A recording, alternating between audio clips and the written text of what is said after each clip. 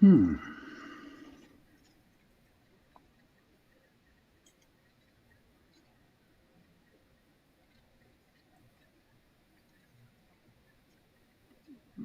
Are we live?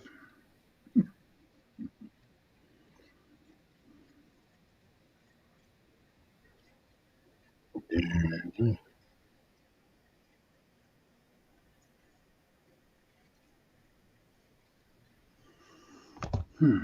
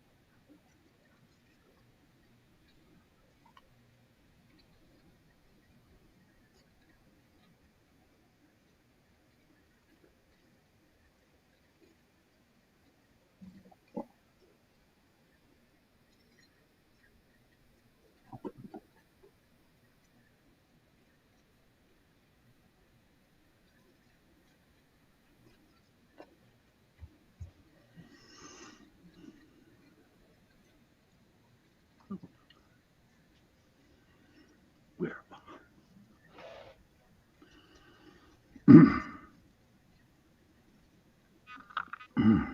So, how you doing, Joe?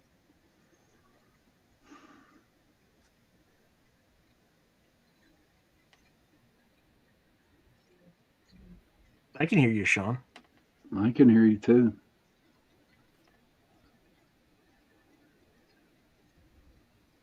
Is he alive? Let's go to chat.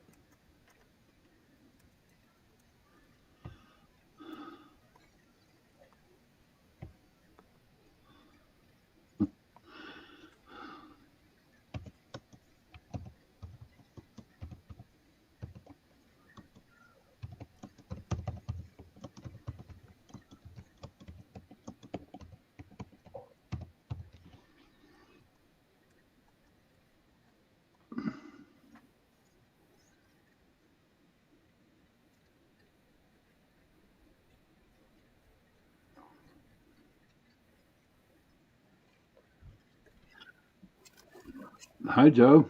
Welcome back. Welcome back, buddy. Yeah.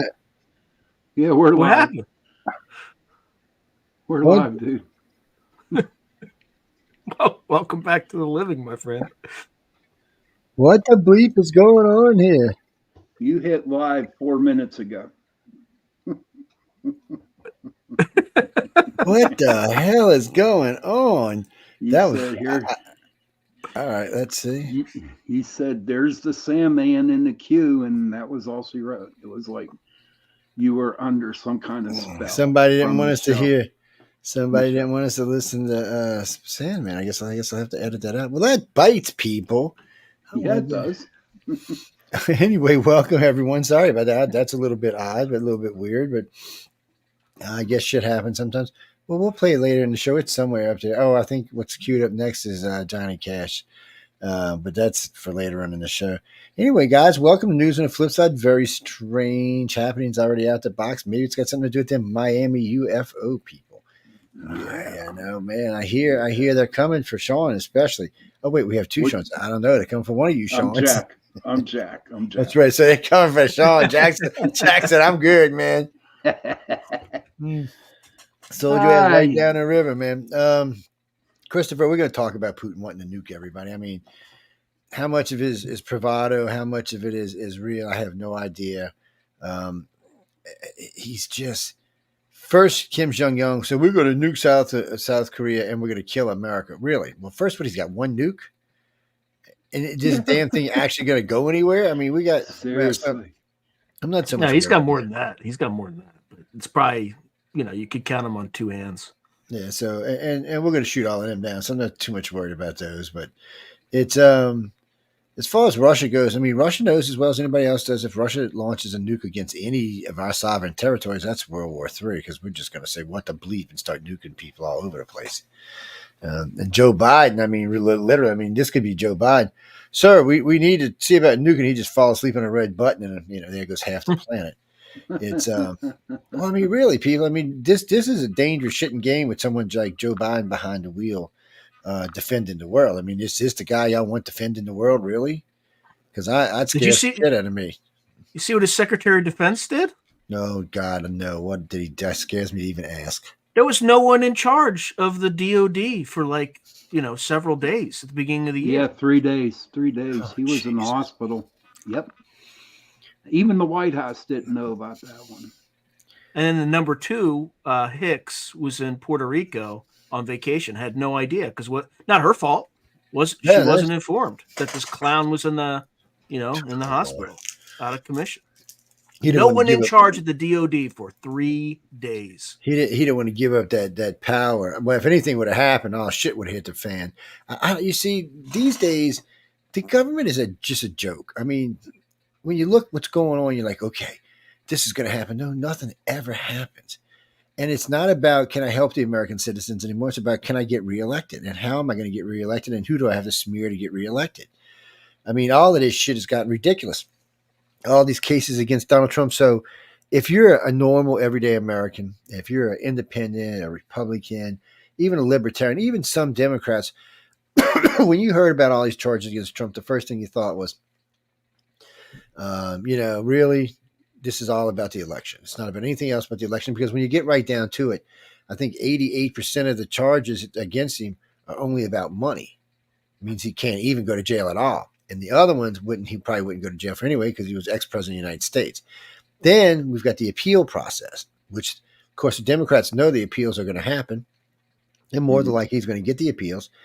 But the appeals won't actually go through court until after the election. If Trump wins the election, there is no appeals, because you can't prosecute a sitting president. And by the time the 4 years is up, there won't be anything you can do. The charges will all be gone. Or he could just just let himself off because he's president of the United States. It's one of these things that you can't really win about. If you're for Donald Trump, this is probably a fantasy for most people who are going after Donald Trump. If you're a Joe Biden fan, you're probably crying in your coffee somewhere, because Joe Biden fans hold some hope. Like, this is CNN. We have a poll. Joe Biden, Donald Trump, did he? Okay, where's Kennedy? Oh, wait, did y'all forget Kennedy? Oh, shit. He's right. Now Joe Biden's 36%, and Trump's just blowing him out. So people. Well, just print more ballots. Just print more ballots. That's all you got to do. Yeah. So Kennedy, they just imported 9 million voters, right? Because no voter ID, no problem. No ID, no problem. And a lot of them said they ain't going to vote Democrats. So they might be in voting Republican. Did they really, Joe? Did they say that? They were down at the one of the big lockups down in Texas, and they got about, I think, 10,000 people there. And they talked to over 1,000 people, and a good 80% said, "We're not voting for Joe Biden. Joe Biden evil." I don't know if the people down there working the facilities are saying that, or if they're hearing that before they cross the border. What the hell's going on? I know that the president of Mexico does not like, so he didn't like Trump, and now he's like, shit, I wish I had Trump back. This guy's an idiot. But because he wants to but it's not even that Biden's an idiot. It's whoever his handlers are. Yeah, they're idiots. That's true. That's really true, because in the beginning they said it was Obama and Jill Biden, whoever wrote that just now. Jill Biden what's Jill Biden, the president's wife. Mm-hmm. They said it was her and Obama. Okay, well, we all know Obama sucked when it came to the economy, and he sucked at fighting wars. So maybe so. But then you've got Joe Biden, who just all of a sudden goes off on a rampage. He goes off his meds or something, or they give him too much med, and he just blows their whole plan out of water because he goes and says some shit that's just unbelievably either racist or hypocritical, and they can't really defend it, so they just try to bury it. It's I don't know. It's a shame that we have to live like this in the year 2024. Yep. I mean, we're supposed to be the shining light in the universe for peace and love and light and fairness, and instead we're like, if you don't like somebody, let's just prosecute their asses or just stain their names until such a time that they bow or die or go away. It's not how it's supposed to be. I was telling a friend of mine this the other day. So when I was a kid growing up, it was how big could you make things for how cheap. So, you wanted the big, they said, give you big, massive hamburger for $1. So now you get a little tiny hamburger for $2. It's just. Yeah, it's like how small can you squeeze and spread the same cost over a smaller burger? Yep. So, I used to love them Klondike cones. Yeah. And they used to be about yay tall and about yay big around. Now they're about yay big around and about yay. They are.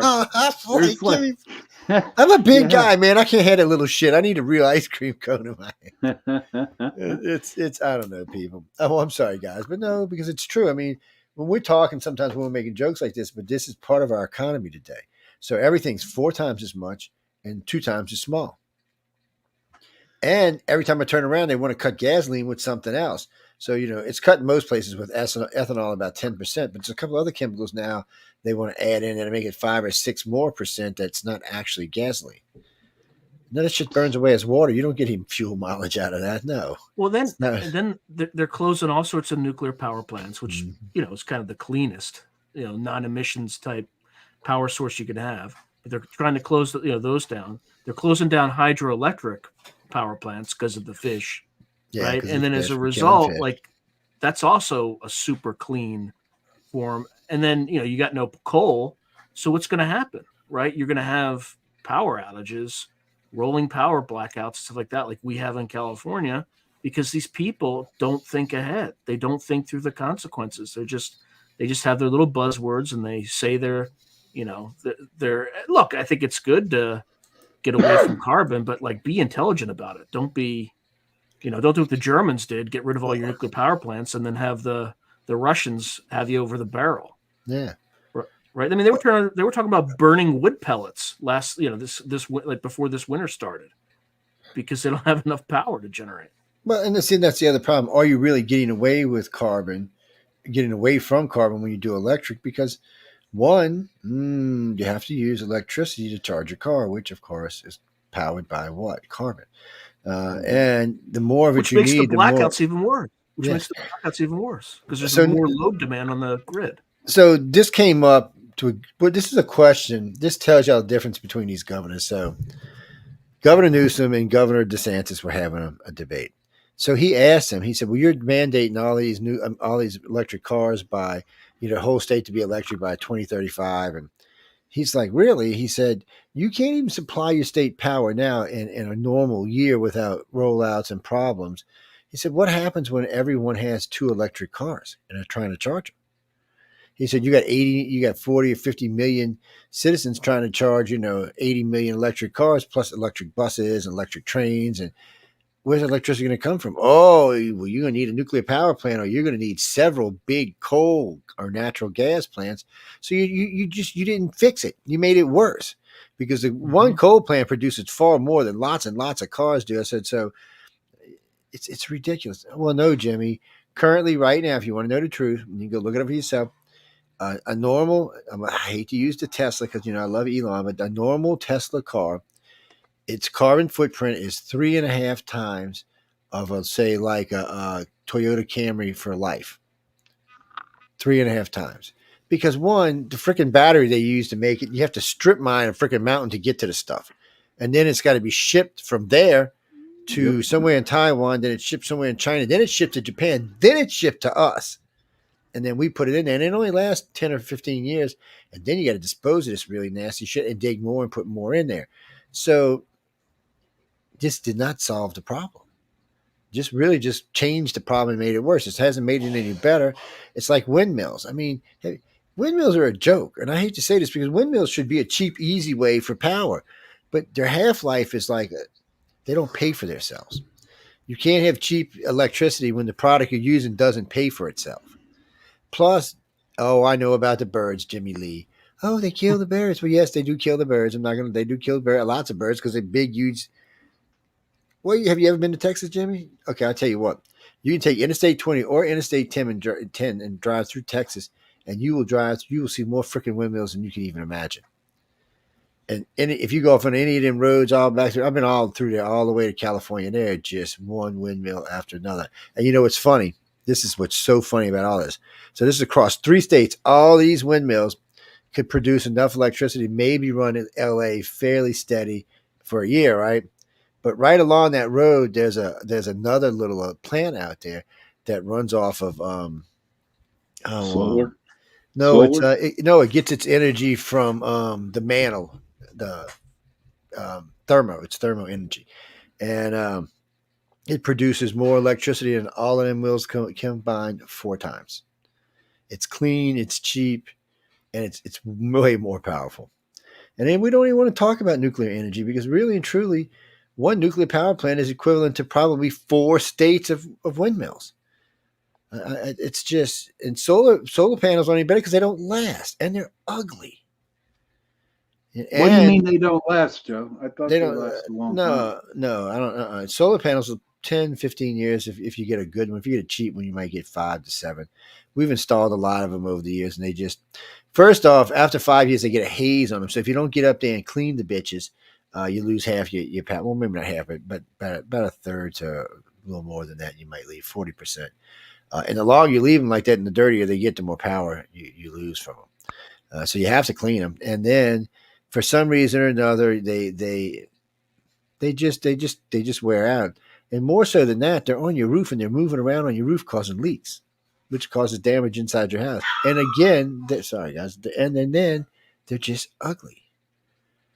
You know, I really don't want them on the front of my house. They're just ugly. I mean, maybe if they want a rack on the side of my house and a panel or something, but I don't want them. You know, you got a $500,000, $1 million home. Do you really want solar panels stuck all over your freaking roof? No, you don't. You know, because it's ugly. And they're just not that. The problem with everything we use right now is ugly. Now, a gentleman a long time ago figured out how to solve the solar panel thing. Put them in space. Stop putting them here. He said, build 1 mile or 2 mile across solar panels in space. He said one of them would supply the East Coast with power steady all the time. Just one of them. Wow. He said you could build 50 or 100 of them and there would be no more worrying about electricity. But I don't understand how that's going to work, because what are we going to have? 50 or 100 of these 2, 3, 4 mile across solar panels floating around in space? And they're not going to be one panel. They're going to probably be thousands of panels. But is that what we're going to have? Are we going to be able to see this ugly shit floating in our skies? See, I just don't know what the real power usage is. What if that's a true statement that they're going to produce? I know they're going to produce a lot more power because of just direct sunlight. Just nothing's cutting through the atmosphere, so it's all pure energy. But still, is it going to produce that much more? You know what? Seeing is believing, and sooner or later they'll put one up there for us to see. What do y'all think? I mean, I don't know. Sean, you know a little bit about tech. Yeah, you're going to have transmission losses, right, from the panel to the earth, right? Yeah, they're going to use. I don't know how they're going to beam it back. Oh, they're going to use microwaves, and they're going to use microwaves, and they're going to beam. So originally, this tells you how crazy these fuckers are. They were going to give everybody an antenna on the house and beam it to their houses. So I know people don't exactly know what microwaves can do to you. And there's all kinds of different kind of microwaves, but most of them are not good for humans. So then they said, okay, we'll put a panel up there that's in geosynchronous orbit over a power plant where they can just have a continuous beam coming down to that power plant all the time. That may work. I mean, I'm not that kind of science. I don't know that much about that kind of science. So it might, I don't know. It might work. It might not. I'm thinking that's risky business though, man. Well, I mean, high power microwaves are what cause things like Havana syndrome and stuff like that. It'll fry you. The other issue with solar panels and wind is that they're peaking power sources, right? They only produce power during certain periods of the day. They're not base load, where they're constantly generating power 24/7. Oh, so I did not know that. Yeah, it's not. So you need really good energy storage, which we're kind of not there yet. Yeah, so we're kind of not there yet. I know the last one the last non-lithium that we installed, the battery pack set up for 5 days of electricity with no access, like it was a storm, was about the size of my studio, which is a 15 by 15 room. and it was stacked probably 10, maybe 8 foot tall. That was a battery room. And that would run that house, that 2,000 square foot house, for anywhere from 7 to 9 days. But and even that, every day, though, you would be losing enough power that you'd have to start thinking about what you have running. So for the first 5 days, you could run your air conditioner, your TV, and your refrigerator. But after that, you would seriously have to start curtailing what you were using. It's also a massive fire hazard too. It There's is a like massive forest fire. Yeah, fire. because those old batteries, those alkaline batteries, were deadly. Well, no, Jimmy. So, do you really want lithium? Yes, you could use less lithium in your house to produce the same effect, but lithium batteries are just as dangerous. Them bitches explode all the time. You don't remember Samsung phones exploding on all everybody? You don't Yeah, I remember remember that. Yeah. Tesla's cars and Hyundai cars exploding? That was due to the battery. So, do you want to put, say, 8 of these in your room? Say maybe 4 foot thick, 8 foot tall. Do you realize that the bitches blew up and take out half the block with it? We're just, I'm with Sean. We're just not there. We're a long ways from this kind of technology. We really have to get to where we look at this differently and we understand this differently. Well, no, because we have better, think about this, guys. We have hydrogen, which is better than all the shit we just talked about, including carbon. And then we have, what's that nasty, nasty word? What's that one that we don't never want to talk about? Because we always want to talk about nuclear power. What do you mean reverse nuclear power? What the hell? Wait. I'm sorry. Oh, I should have read that. Reverse nuclear power. Oh wow. You mean cold fission? Is that what you're talking about, man? Reverse nuclear power, cold fission? Yeah.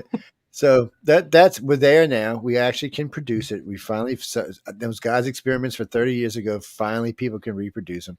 They probably could have reproduced them then, but they didn't want to. It's not, but they have to do something now because they've realized they've got themselves in a bind. The damn new world wants clean energy, and you can't do it if you're going to run fuel all the time. So you've got to, but we still have to be able to supply serious power to our tanks and our jets and our fighters and everything. We can't put, you can, okay, we'll ask Sean. Sean ran a tank. Do you want an electric tank? Hell no. Are you kidding me? I can see him now. How about that? He'll be chasing the enemy officer. Yeah. 90 miles into the fight. I have no electric. I have no fuel, so I gotta stop and you're sitting ducks. I can see stop the charge. Right. Yeah, I can see the F-35 flying on an electric engine. Come on, people. That's not going to happen. Some things are just stupid. But now, when you talk about cold fission, when you talk about that, and you talk about a power plant about the size of my hand that can produce 100 times what those jet engines could produce running off of jet fuel, then the story changes. And so one about the size of a basketball should be able to run a 5,000 square foot house for up to anywhere from 60 to 200 years because they're not rechargeable. So they would build them and it'd be a little plant. Once the plant starts, it keeps running. I forgot there'll be X amount of fuel in it. So the fuel inside eventually, and they don't even know what eventually is. It could be much longer than they're thinking. And then boom, it'll be clean. So when you move and stuff, you'll be able to take them with you. And it's not really the fuel from what I understand.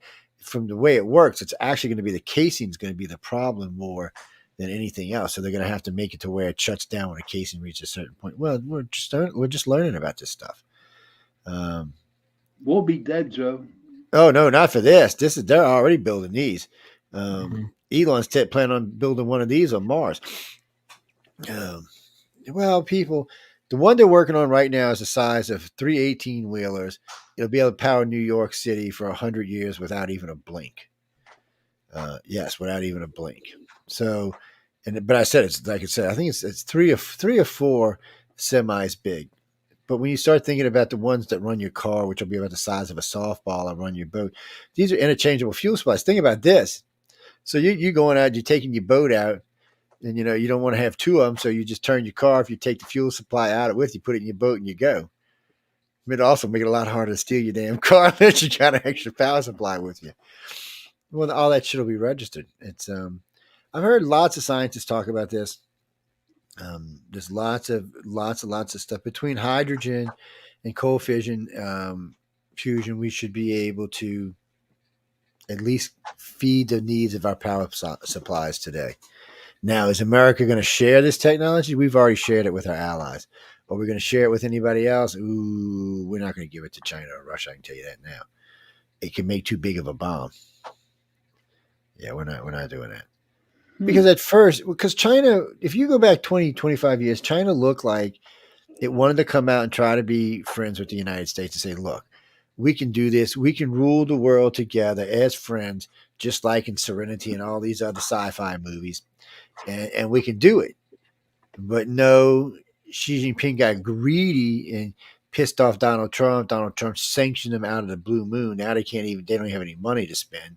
They're dumping assets all over the place just to try to balance out their economy. Stuff they've been stockpiling for the last 30 years, they're dumping all over, which is dragging prices down, which is probably going to be good for us in the long run. But what are you going to do? They're in trouble. From what I understand, Xi Jinping's in trouble. We could actually find someone else in charge in China soon. Why is he in trouble there, Joe? Because he's lost face.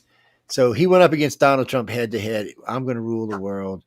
And Donald just bitch slapped him all over the place. And then here comes Joe Cocky Biden, who's probably owned by the Chinese, but still can't save them. They're just, the sanctions haven't been lifted. They can't really be lifted without an act of Congress.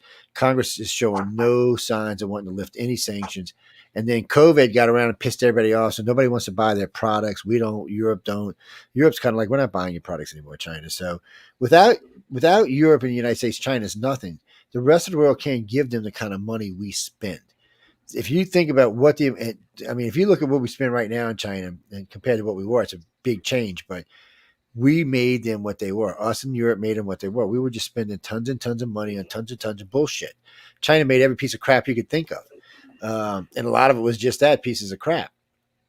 But we didn't care because we were paying $1 for it. But now, here's China, and China just realized that, and they're having problems with the same thing with their own important stuff like their ships and jets. They have quality control issues. So they built this big, huge, invisible jet, one of the best fifth generation jets built according to them. And so it's flying.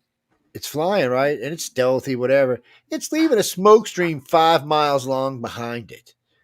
I'm like, you did somebody, I guarantee when Xi Jinping seen it, he probably lost his mind. And since America or Europe wouldn't sell him jet engines, he didn't know what to do about it. Denise, no, we get, you know what?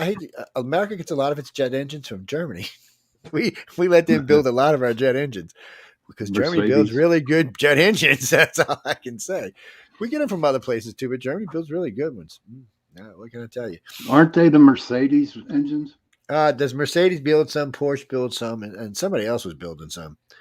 And then, what do you mean? Why don't we keep them jobs in the United States? You know what? I ain't president, and I personally think we should keep them jobs in the United States because I guarantee you we could do it cheaper than what the Germans are charging us for them damn engines. Mm-hmm.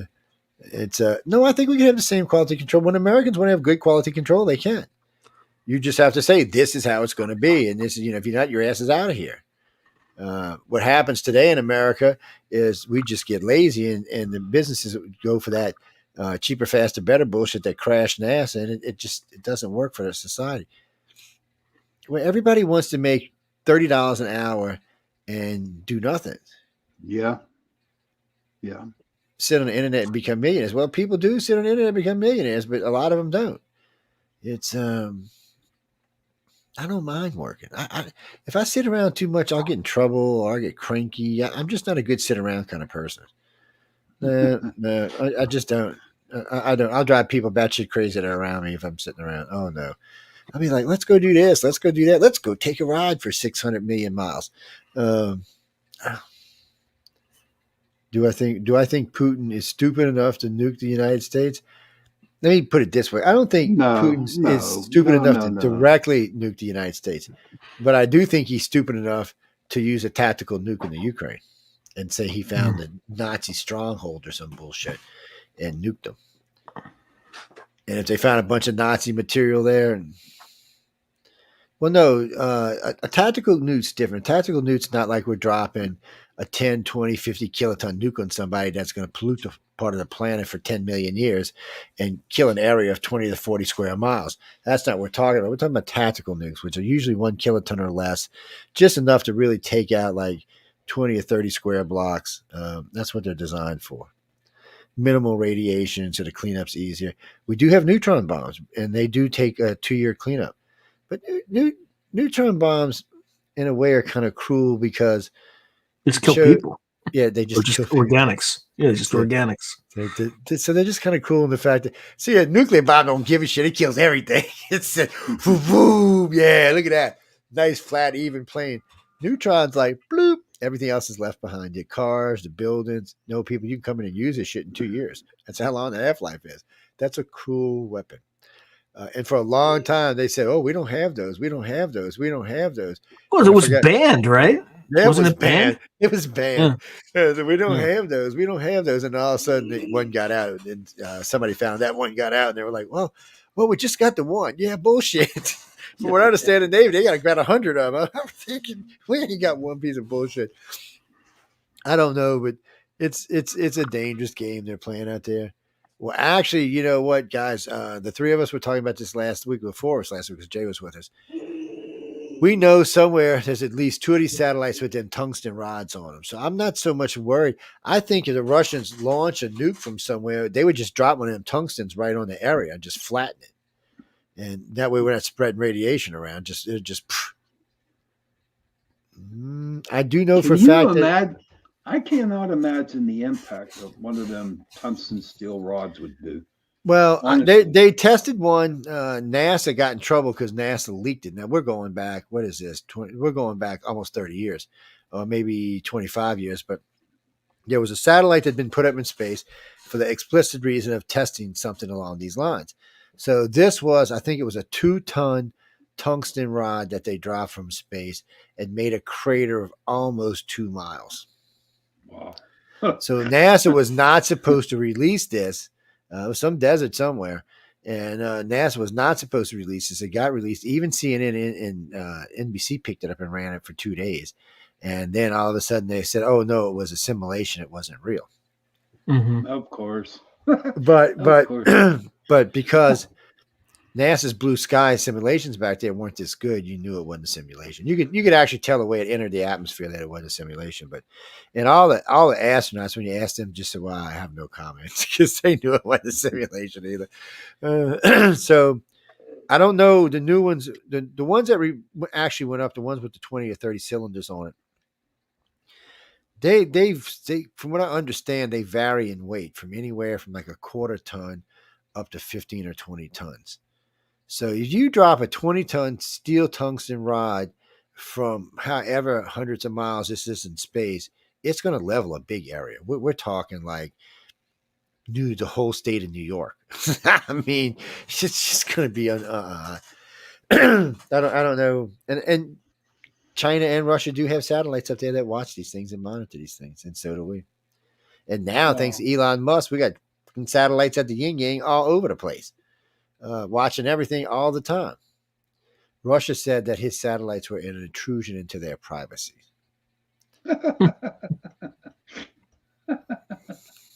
What a joke. What a joke. And then he ordered all his, because his citizens started buying them and using them because they worked so well in the Ukraine. That's what the Russian citizens had heard about. They started buying them and using them. He said, "No, we're developing our own system, which will be like 30 years from now. They'll have it." The U.S. Oh no, Marty. The EU is developing its own version of Elon Musk's system.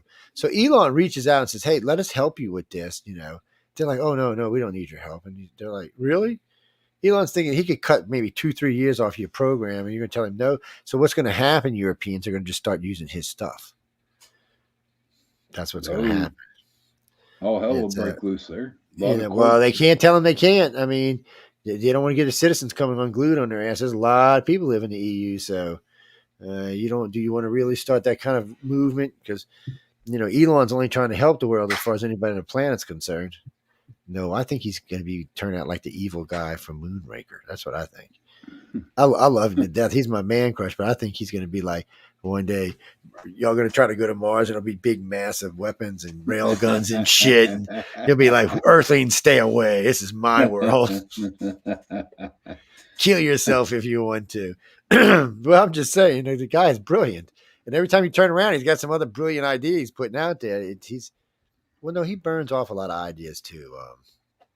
I don't know who posted that, but he does. Like the tunnel in L.A., the way he ran the car under the ground. As far as I know, it just stopped. They quit using it. Huh. God only knows. Is it the Boring Company?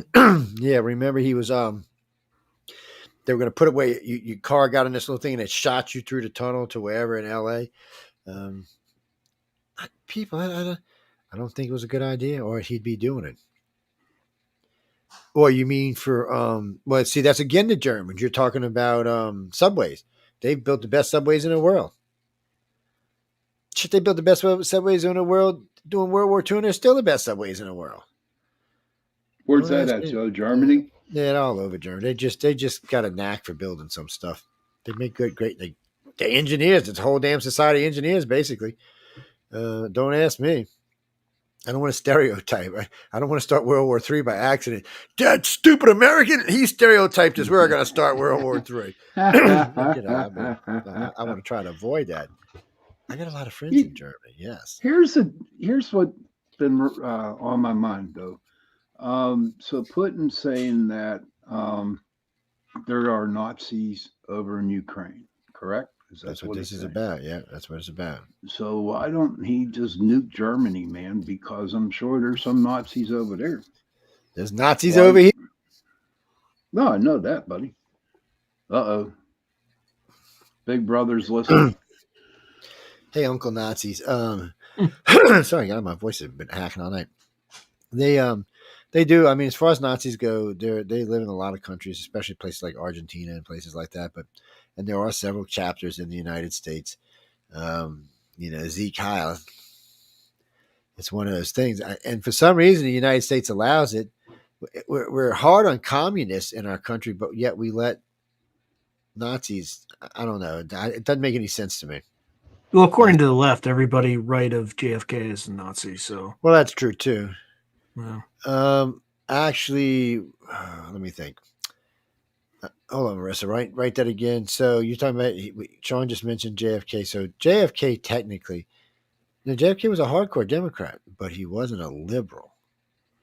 No, he was more conservative than he was liberal. All you got to do is go look at his votes and look at what he was doing for the country, and what he was involved in, and how he served honorably in his PT boat. He was closer to the middle for sure than he definitely wasn't. Yeah. Liberal. And that's why everybody liked it. He would be considered to the right of Biden today. Easily. Oh yeah. Easily. He's probably right of Nikki Haley. Well, yeah, he might be, because Nikki's weird, because Nikki flip flops around a little bit, and Nikki Haley is the third place Republican candidate right now. She may be taking over in second soon, but she wants to be the first woman president in the United States. So, if for some reason something happens to Donald Trump and he can't run, this race will be between her and DeSantis, and whoever wins that, it will be her and Biden, or him and Biden. And if I was DeSantis and he won, I would take Nikki as my VP because she's got the votes, and vice versa. If she won, I would take DeSantis as my VP, because it also opens up more years down the line for Republicans. Well, you can get 16 years with the two of them if they do a good job. I don't know what kind of president Nikki would make. Nikki's an interesting person, and she makes a pretty good ambassador. But running the country is much different than going out and screwing around with some other ambassador in another country. Or UN for that matter, I think, because that's who I think she was ambassador to. But DeSantis has proven one thing: he can run a state. Florida's in good shape. Unemployment's low. Crime's low. They don't even have an income tax, people. Yes, they don't have an income tax. Texas don't either. Figure that out. California's taxing its citizens into the atmosphere. New York's right there, maybe even higher. Illinois is, Jesus, they're just as bad. But yet these two southern states don't even have an income tax, and the other southern states have a very low one. Why is that? I mean, really? What do you mean big cities? What do you don't think Dallas and Houston are big cities? Are freaking huge. You don't think Atlanta's a big city? Give me a break, man. Atlanta's a hub. Get out of here. There's lots of big cities in the South. They just, oh no, don't get me wrong. I'm not saying that some of these cities down here are not just as bad as the northern cities when it comes to crime. That's not what I was saying. Atlanta and New Orleans are shitholes when it comes to crime. They just are. They're fun cities, and they're great cities, and they're entertaining cities, and there's lots to do in both of them. But you better know a local or read around and stay out of certain neighborhoods in both areas. Mm-hmm. That's anywhere, though, Joe. That's anywhere. But New Orleans is particularly weird. So if you go to New Orleans, and let's say you're in the French Quarter, okay. Well, on one side of the French Quarter is the river, and with all the river stuff on there, so you're kind of safe along there. One side is the Mercury, so you're pretty safe in the Mercury. It's just another kind of upscale neighborhood. The other side is out by St. Charles and Canal, so you're pretty safe over there. But when you go underneath, headed back towards the north, there are some nasty, nasty, nasty neighborhoods out there. And they have no problem beating you over and taking your money and just pissing all over your head while they're doing it. And it's just, you got to be careful. Well, first rule, people, in any city you go to, either find a local and never travel alone. You know, well, I'm big and scary, but even I don't want to go walking around places I don't know about. So, well, if Martha's with me now, that's different. See, Martha's back there. Well, you can't see her because she's being hidden, but she's back there. If she's with me, it's different. Then I'd be like, "What do you want, sir? Can I help you, sir?" It's like the guy who goes. The guy does this. He goes. He shows me his gun. He lifts up his jacket and he shows me his gun. It's like, wow, yeah, a little 380, not bad. And as I was turning around, I flipped up my shirt. And I said, he's like, oh shit. I was like, yeah, man. No, a lot of people carry guns in the South. They do. A lot of women carry guns in the South. Usually 380. Some carry 9mm. But a lot of women carry That's guns. One reason crime's not as bad down there. Yeah. Let me tell you what, a woman down here will probably shoot you faster than a man will. Oh yeah, they don't play. They're not even going to be like, they're going to be like, excuse me, pal. Oh, sir, he was trying to rape me. That'd be the end of that. Have y'all never seen the Skittles TikTok video? Oh my God, that's a true video. Some guy with Skittle colored teeth and horns coming out of his head, and the little Southern woman's telling him what would happen if he came into her house. I saw that one. Yeah, because she tells me you better get right with your makeup before you come in my house, because you're gonna be meeting him soon. Oh, that's true down here. People, we shoot you. We don't care. And then you got to watch, especially as ones that live in Louisiana, Mississippi. We shoot you and feed you the gator. There's no evidence. Well, we know he's at your house. Well, sure, come on in. You can look around. Yeah. You sure he wasn't here? No, man. That would be scary, man. Just to be down in the bayou and just getting thrown in for alligator, that would be scary as sin, man. Yeah. How can you all do that down there, Joe? Actually, it's better to use a chainsaw because it makes it more bloody and it draws more gators. So, it's. What do you mean? What do you think? Well, I don't know what to tell you. Come on down to Louisiana and find out, big boy. Sure, so I ain't.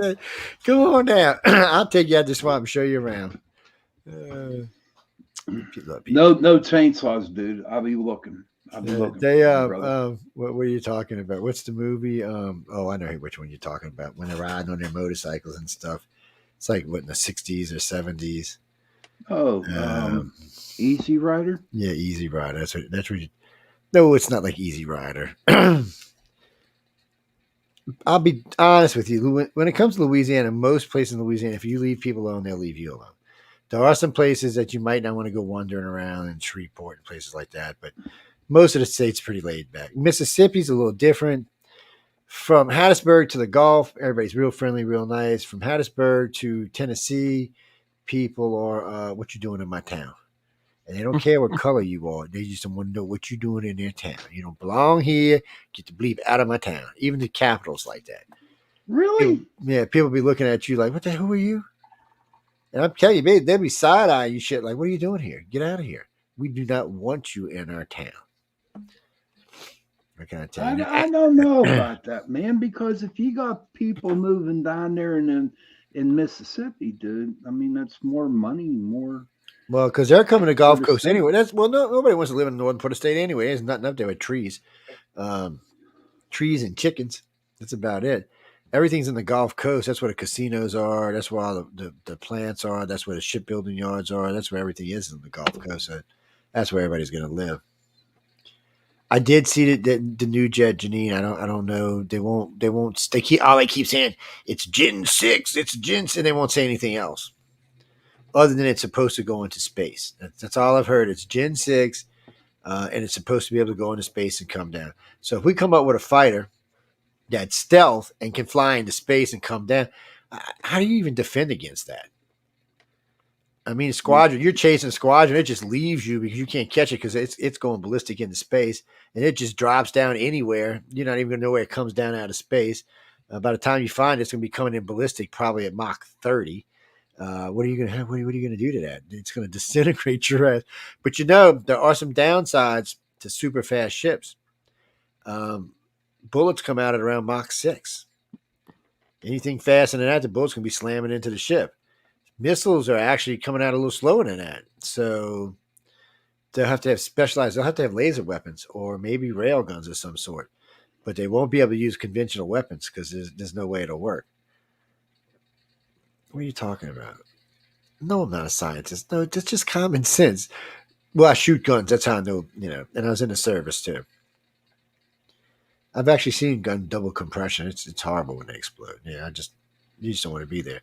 What article was that, Janine? I didn't see any articles like that. What are you talking about? Well, send it over. Oh, I did see. We looked at this a couple of weeks ago. The two galaxies, the Andromeda and the Milky Way colliding. It's an interesting article, but I mean, it's not. It's gonna be a long time, and we're in one of the outer bands, so it may not even affect us. Yeah, so this is the one you sent me. Yeah, the X-59 supersonic test jet rolled out at Skunk Works. This thing, it's got a nose cone that's longer than the plane. I'm thinking. Can you put the picture up, Joe? Let me see. I'm not in that mode. Let me switch over to Google, and I don't know. It's weird looking. Well, I don't know if this is the one that's going to go into space either. I haven't read on it yet enough to know. But hold on, let's see. Where has my little dog gone? It went down and stole me some cash from the neighbors. That's where it's going. Mm-hmm. It said, Daddy, I need some kibbles and bits. Let me go get some money. No, I don't need that. Let's see. Present. Dun, dun, dun, dun. Da, da, da, da, da, da. Come on, get up here. Well, let's just make it go full screen. Let's see. Yep, there it goes. Come back and find y'all. All right. So. Holy shit. It looks a little stupid. That's what I'm saying. Looks like an ostrich or something. It's retarded looking. Let's see if there's any more pictures, and maybe we can stretch something out of here. Oh, here we go. There's some engine. Where did they drop the bombs from? Where's the bullets at? Wow, this don't even look like a fighter to me. This looks like some kind of reconnaissance platform, right? Yeah, I'm not sure what the hell this is. Looks like a pterodactyl. Y'all know it's got system. It's F-16 block, 25 landing gear, flight, trail, simplified, control. Look, it's got all kind of little wings on it. Look at it, 6 of them little baby wings on it. This thing must be planning on going supersonic. FG400 provides design combination. Let's see. Wide wingspan. It's not giving me any information that I'm really interested in. It looks weird. And there it is again. This actually looks like one of them old 1969 jets. It's okay, a camera. Oh, there we go. We got a camera. Yeah, it's a reconnaissance platform. Got another camera up here. Yeah, another one up here. Got a monitor. Let's see what else it gives us. But it's got a payload bay though too, so I'm not sure what they need that for. Maybe dropping satellites into space. I don't know. Maybe so, or maybe markers, or I guess in an all-out case, they could put a baby nuke in there or something. Well, this is a single cockpit. This is all electronics. I guess it's fly-by-wire. It's kind of surprising they put this much detail. Look at this thing. It looks like a freaking little dart. Yeah. Damn, I wonder if they got this idea from Stargate. It does kind of look like one of them darts on Stargate. It's definitely streamlined. Maybe this is the one that's going to go to space.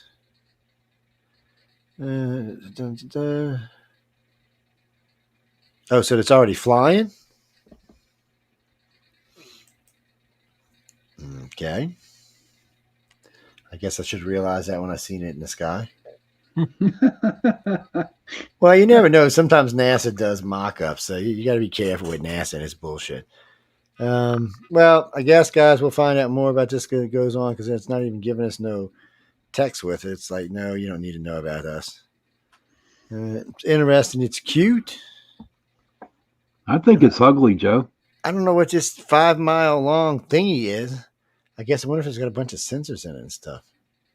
That or also help go through the atmosphere quicker. So you got these two little baby wings. You got these two little wings, and you got two up here. I guess it's planning on going hypersonic. I don't know why you need it out of all that stuff. Well, that'll be interesting to find out how fast it goes. What's that, Kirby? Well, I don't know how fast it goes. We don't know. It's what we're trying to find out. No, the shuttle re-entered between Mach 22 and Mach 32.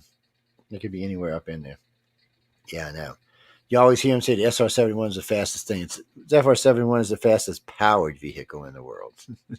The fastest vehicle in the world is a space shuttle on re-entry. Yes, because it's a fallen brick. That's all it does. God help me, why more of them didn't blow up than what happened already. No, well, they were both horrific things to watch. Both of them live. It really sucked. Just like I watched the stupid towers thing in New York. All that kind of shit just sucks. Yeah, it stays in your head. Let's see.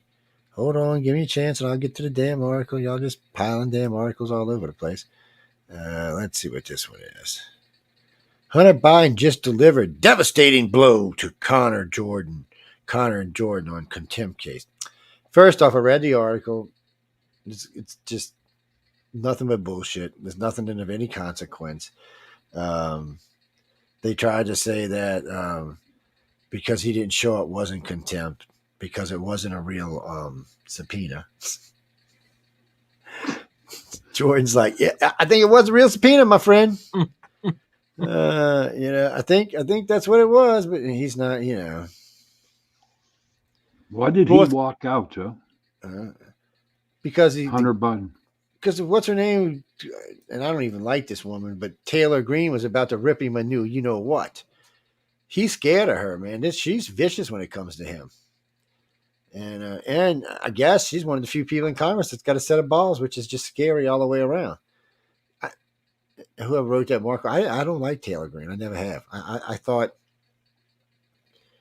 I'm not going to say what I thought, but because I'll make too many people mad. But I never thought she was very professional, and I just didn't like the way she handled things. But hey, if she gets things done, I guess it's better than some of these other sweetheart babies that just can't seem to get anything done. I'm trying to turn a new leaf and be kinder, people. North Korea watchers issue ominous 2024 warning: "We will kill you, America." Really? Oh my God! They always do that. They used to. My thesis advisor, he went and actually visited North Korea as part of. He was in the Clinton administration, and they went to visit this like children's hospital, and when they went to visit, one of their handlers, North Korean, said, when we told the children that the Americans would be coming, they jumped up out of their beds and were ready to fight you. Like they say like ridiculous stuff. And then they would also ask, Yeah. they asked Defense Secretary William Perry, like, where are you from? And he would say San Francisco. And they would say, we will bury San Francisco in a sea of fire.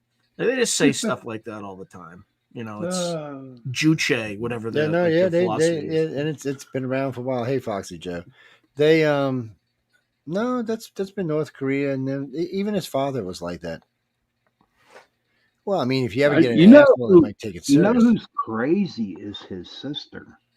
Oh, she's nuts, and she wants to take over and start a jihad on everybody. But she was scared of Trump too. You know, it was funny. I remember he was out there making all that noise and rattling all that stuff about missiles, and Trump said, I will come and kill you. And that was just right after he launched those 91, 93 missiles while Xi Jinping was having dinner with him on Syria. And after that, he just disappeared. I mean, he stayed gone for 3 years. His sister took over and was doing all that stuff. And the sister was talking smack at some dinner, and Trump said, we do know where you are. And that was it for her. She wasn't talking to him. They were scared of Trump. Putin was scared of Trump. Xi Jinping was scared of Trump. Trump gets back in, you'll see a lot different change on the field because they're scared of Trump. And one of the things that cracked me up, Angela Merkel, who just stayed on Trump's balls the entire time he was president.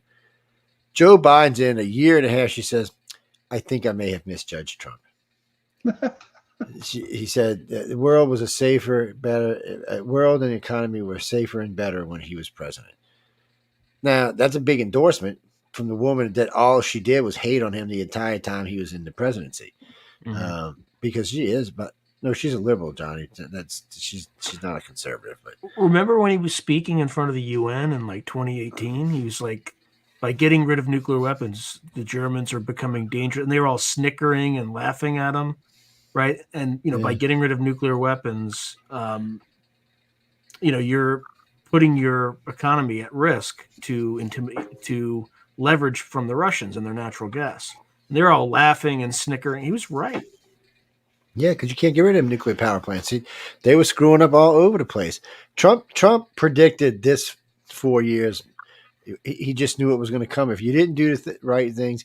So one thing about him is somebody goes, well, he's had failed businesses. That's true. He's owned 100 businesses and he's had 6 go bankrupt. That's outstanding odds, people. That's pretty good. Yeah. I mean, I mean, you're going to have some problems, but that's outstanding odds, people. I don't know. What do you mean he's a dog? Of course he's a dog. He's a powerful man, and he knows he's a powerful man, and he's a dog. Okay, ladies, close your ears for a minute.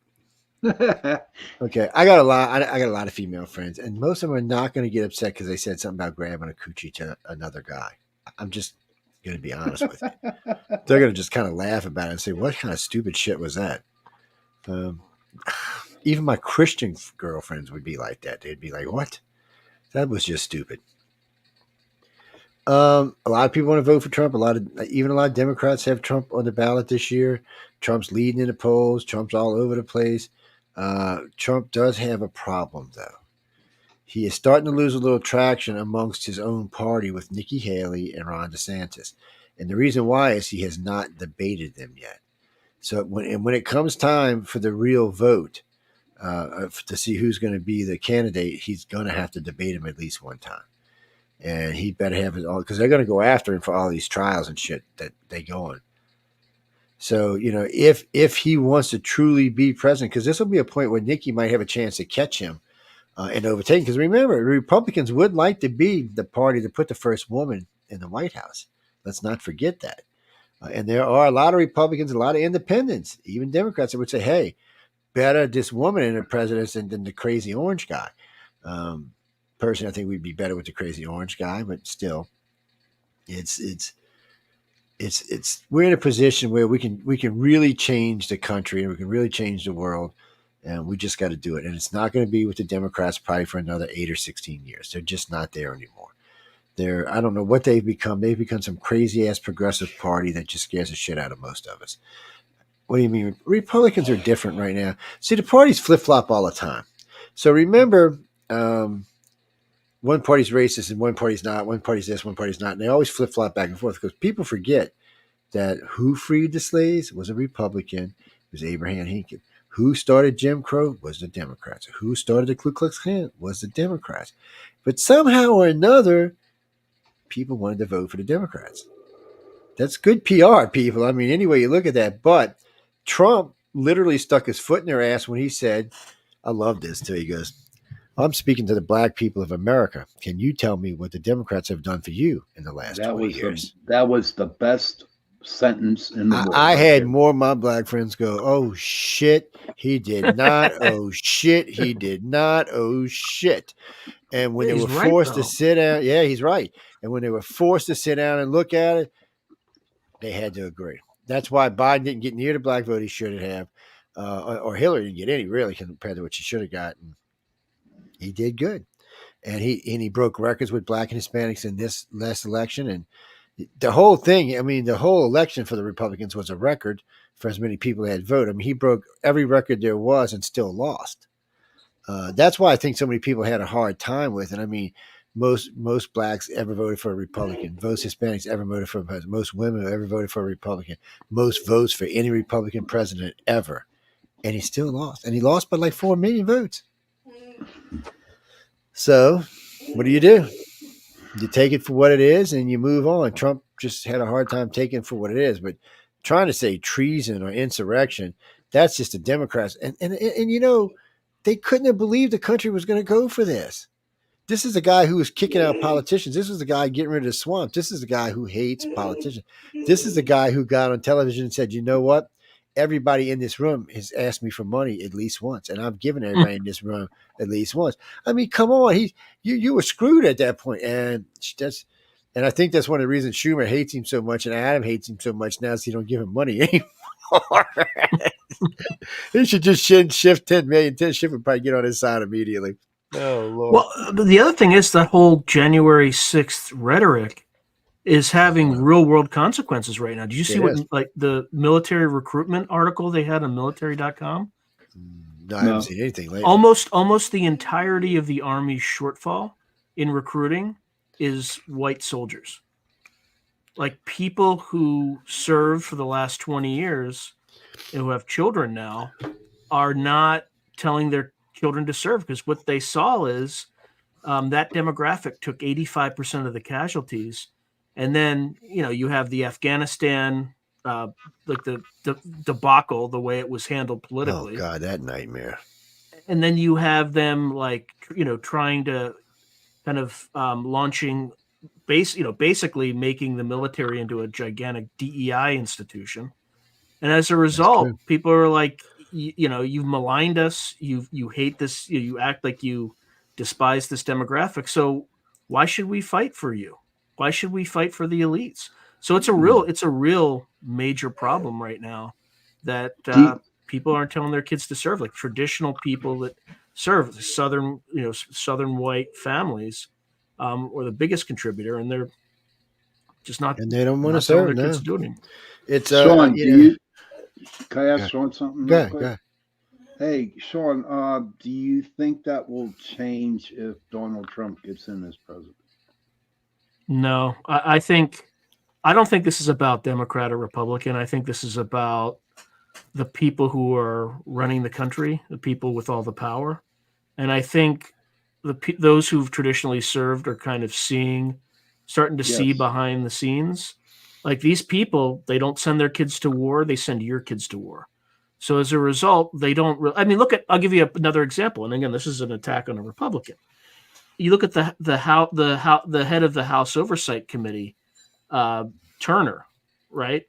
This guy is in charge of the Intelligence Committee, never served, no children, none of his children have served, and to my knowledge, his parents hadn't served. So he has one of the most powerful positions. He's in the Gang of Eight, and Congressman Turner, has no business to be running that position, but he gets to make decisions about whether he sends your kids to war. It's unacceptable. It's just unacceptable. It is unacceptable. It's to the point now that every time you turn around, somebody's getting screwed. And a little guy, a friend of mine, because I do a little stuff for BLM from time to time, and a friend of mine works for Black Entertainment Network down here. And he's a good friend of mine, and he gets confused about it sometimes. He said, "I don't understand." He said, "I hear racist, racist, racist." He said, "But really, all the people I know aren't really racist in the way that they're being portrayed." I said, "Because." I said, the race war ended 20 years ago, my friend. You're fighting a class war. Right. I said, Right. anybody fighting the race war today is already lost. I said, It's a because that's not distraction. what's going on. I said, that's exactly what it is. It's a distraction. I said, you're being distracted from the real thing, which means that this group is getting wealthier and wealthier and wealthier, and this group is going down and down and down, and the gap is getting wider and wider and wider. I said, this is what this is. I said, we're not fighting because of color anymore. We're fighting to see who's going to survive. And I said, it has to change. And I said, it just has to change. And he's like, well, different demographics do different things. I said, well, that's true, but all that's changing in our country. I said, populations aren't like they used to be. They're integrating, they're melding together. It's a whole different country. I said, down here, it's much different because we have hurricanes and they've wiped out all the ghettos. So now there's actually nice apartment complexes and people are all living together. And the city's much more diverse than it used to be. And everybody's spread out more. So everybody's kind of, it's not like, 100% this color, 100% that color, 100% this color anymore. So it's changed the way people think about each other down here. But still, man, that's the rest of the country's got a long ways to go in it. And I always hear liberals aren't racist, but when you see the most racist places in the United States are where? New York, Chicago. I mean, they're outrageously racist. Yeah, no, the South got over. The South probably beat out the North 10 or 20 years ago when the black population started catching up to the whites. So Georgia is like 40% black. Alabama's about the same. Mississippi's about the same. Louisiana's about the same. The cities like Louisiana, like New Orleans, are 60% black. Atlanta, 60% black. So it's different. We've all had to learn to get along or kill each other. So we all chose, let's party together and have a good time. And that's what goes on down here now. But that's not how it up in the North, because to put it in perspective, my son and his wife went up to Michigan, and where she's from, and no, James, she's a woman of color. Well, she's not black like that, but she is black, and she's brown. No, she's not from Africa. She's Norwegian and Brazilian, I think. Damn, she's cute. And well, I look, I could be wrong. She's one. How do I know this? I don't pay attention to that kind of crap. Anyway, long story short, they're up there, and people started discriminating against them. Wouldn't let them eat in restaurants and shit. And it's weird because when I was a kid, say 30 or 40 years ago down here, you would see that kind of shit happen. Our sheriff, Harry Lee at Metairie, if you were black and you came across the state line, he'd put you in a squad car and put you back in the city and tell you if you came back again, you'd be in prison. Really? And he was Asian. So it was I don't know, it was a mess. But all of that's going away now. None of that it's like that anymore. It's all changed now. It's all different, and it's much, much better than it used to be. And people can get along, and people can raise their kids together. And well, Kelly, just to help you with this, so if I took a group, say of 55-year-olds or 4-year-olds, and threw them in a room, all mixed colors, they would play just fine. They would get along. They wouldn't have problems because racism is taught. You're not born racist. You're taught to be racist. Yes, that's the truth. So if that, well, that's just the way it is. Go to any daycare center and see the kids. Don't care what color they are. They just having a ball out there. It's later on when mom or dad or something like that. Another perspective. I'm in Home Depot day before yesterday picking up some roofing material. So this guy, he's from South America. Actually, he's from North America, my friend. I think he's from Mexico. So this black guy is trying to get this black guy to come give him help that works at Home Depot. He just turns around and calls him an effing, you know what. I'm thinking, oh, we're going to have a little fight going on up in here now because, black guy looked over him like, what? But he couldn't really do anything because he's a Home Depot employee. And then the other guy, he just said, well, him and his partner said, we're going to leave. He said, well, you know what I mean, man. You can't trust any of them blank, blank, blank, blank black people. I was like, whoa. I have not heard racism like that since I was like 12. I really have not. I was just taken back by it. Even my son was. He was kind of like, what the? Some people are still full of hate, but they're not from the country. These are immigrants. They're legal immigrants, but they're still immigrants. And they feel sometimes that they're being put out or taken advantage of. It's like a lot of convenience stores around the South get they get brought in by Arabs and stuff like that, or sometimes from South Americans will get grants to come into the country and run these places. Well, the brother gets furious because it's in their neighborhood. And then here you got some Asian running a big old market inside the black neighborhood, and they just get off. And if you paid attention during the BLM riots, a lot of those kind of stores got burned to the ground. They weren't black stores; they were just other owned stores. There was a lot of that, people, but I didn't hear any insurrection then, people. Again, goes right back. That's why people are like, I'm not like these people hate me, so my kid ain't going in. Wow. And a lot of it's just manufactured in order to I told distract my son, people away from what's really going on. I told my son when he was 18, my son's 37 now, but I told him when he was 18, I said, if you want to join, I said, the Air Force or the Navy is the easiest two branches to join. I said, Air Force is by far the easiest out of all the branches, except for maybe the Coast Guard. And I said, so, I mean, if that's what you're after, and if you just want to serve because you feel like you need to serve, I understand that. That's why I joined. I joined for an education, and I just wanted to serve. I just wanted to be part of it, I wanted to be part of the military. And I had a great experience. I'm not going to lie. But today, from Joe, right with you. Exact same thing for me. Exact same thing. Yeah. Oh, well, no, Denise, all three of us served. Yeah. Yes, all three of us served. What do you mean we should put a military label on this show? It make me a background. I'll put it behind us. We don't need to wear that little flag to show how patriotic. Yes, we people. If you listen to the show, you'll know. Yeah, we actually volunteered with our 4th points of contact. That's if you right. ever been to airborne school, you'll know what that means. It means Nope. You're I was in the rear Navy. end. I was in the Navy. Your rear end. Yeah.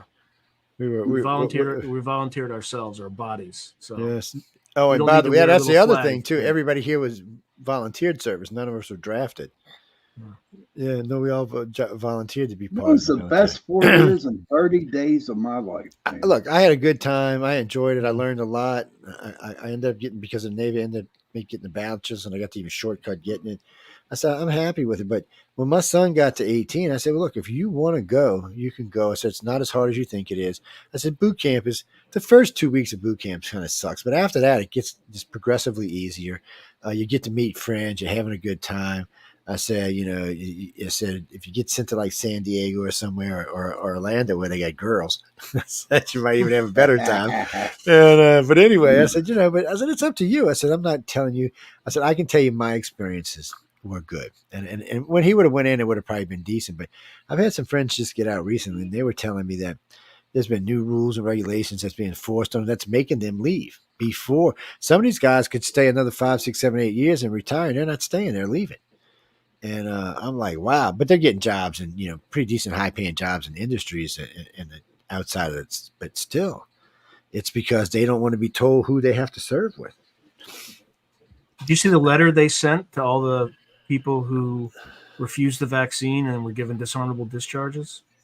No, I didn't. I heard something. I actually heard quite a lot about that stuff. And then I know there's still an ongoing lawsuit over that as well, because the court recently said that you cannot force people to have vaccines.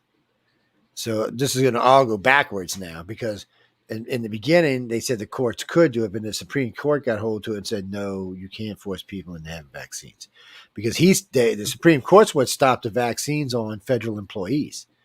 They said, no, you can't do that. You can't just tell people that they have to have the vaccine to work for you. No. Because shit like now, if the COVID's just like the flu now. It's just shit, another part of life. So you can't go around telling people they have to do that. So there's going to be about a lot. And then they're going after Fauci now, too. Good. About time. Yeah. And so. I won't say on air what they really should do to him. But the guy's responsible for 7 million deaths. He's such a effing pig with his, what is it? Research. What do they call it?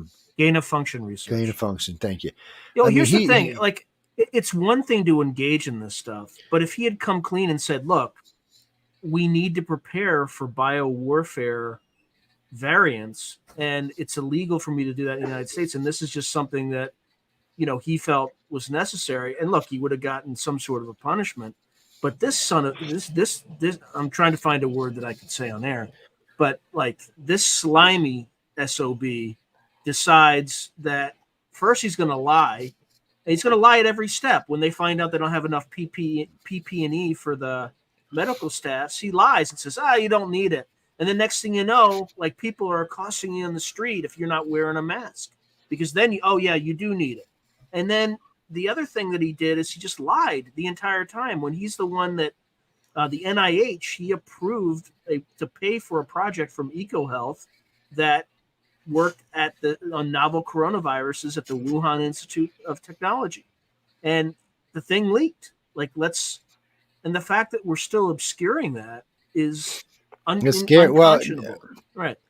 Congress is looking towards that. It probably was a leak now, but the problem with our Congress is people get paid off, or they get money sent by this or that, or somebody comes up and tries to give them something, or bribes them or something else, blackmails them. God only knows anymore with Congress. So it slows everything down. It makes it hard to get anything pushed through. And first everybody agreed, this was a leak, and then no, it's not a leak, and then it was a leak. No, it's not a leak, and then the Democrats and Republicans split on it. And then a lot of Democrats started moving back to it. If you recall, the first thing that happened is if you said it was a leak, you were a racist. Remember that? Oh, yeah. I still ain't quite figured out how you're a racist because you said something leaked. But and then we find out about the gain of function research, which pretty much proved that it was a leak. And then we start hearing other stuff. So we had 5 people on the ground in Wuhan when this all was going on, from the start to the peak. And it was crazy there. So we had people when the hotel collapsed, they were actually there when it happened. So we got all kind of great video. I shouldn't say great video, but all kind of video of that.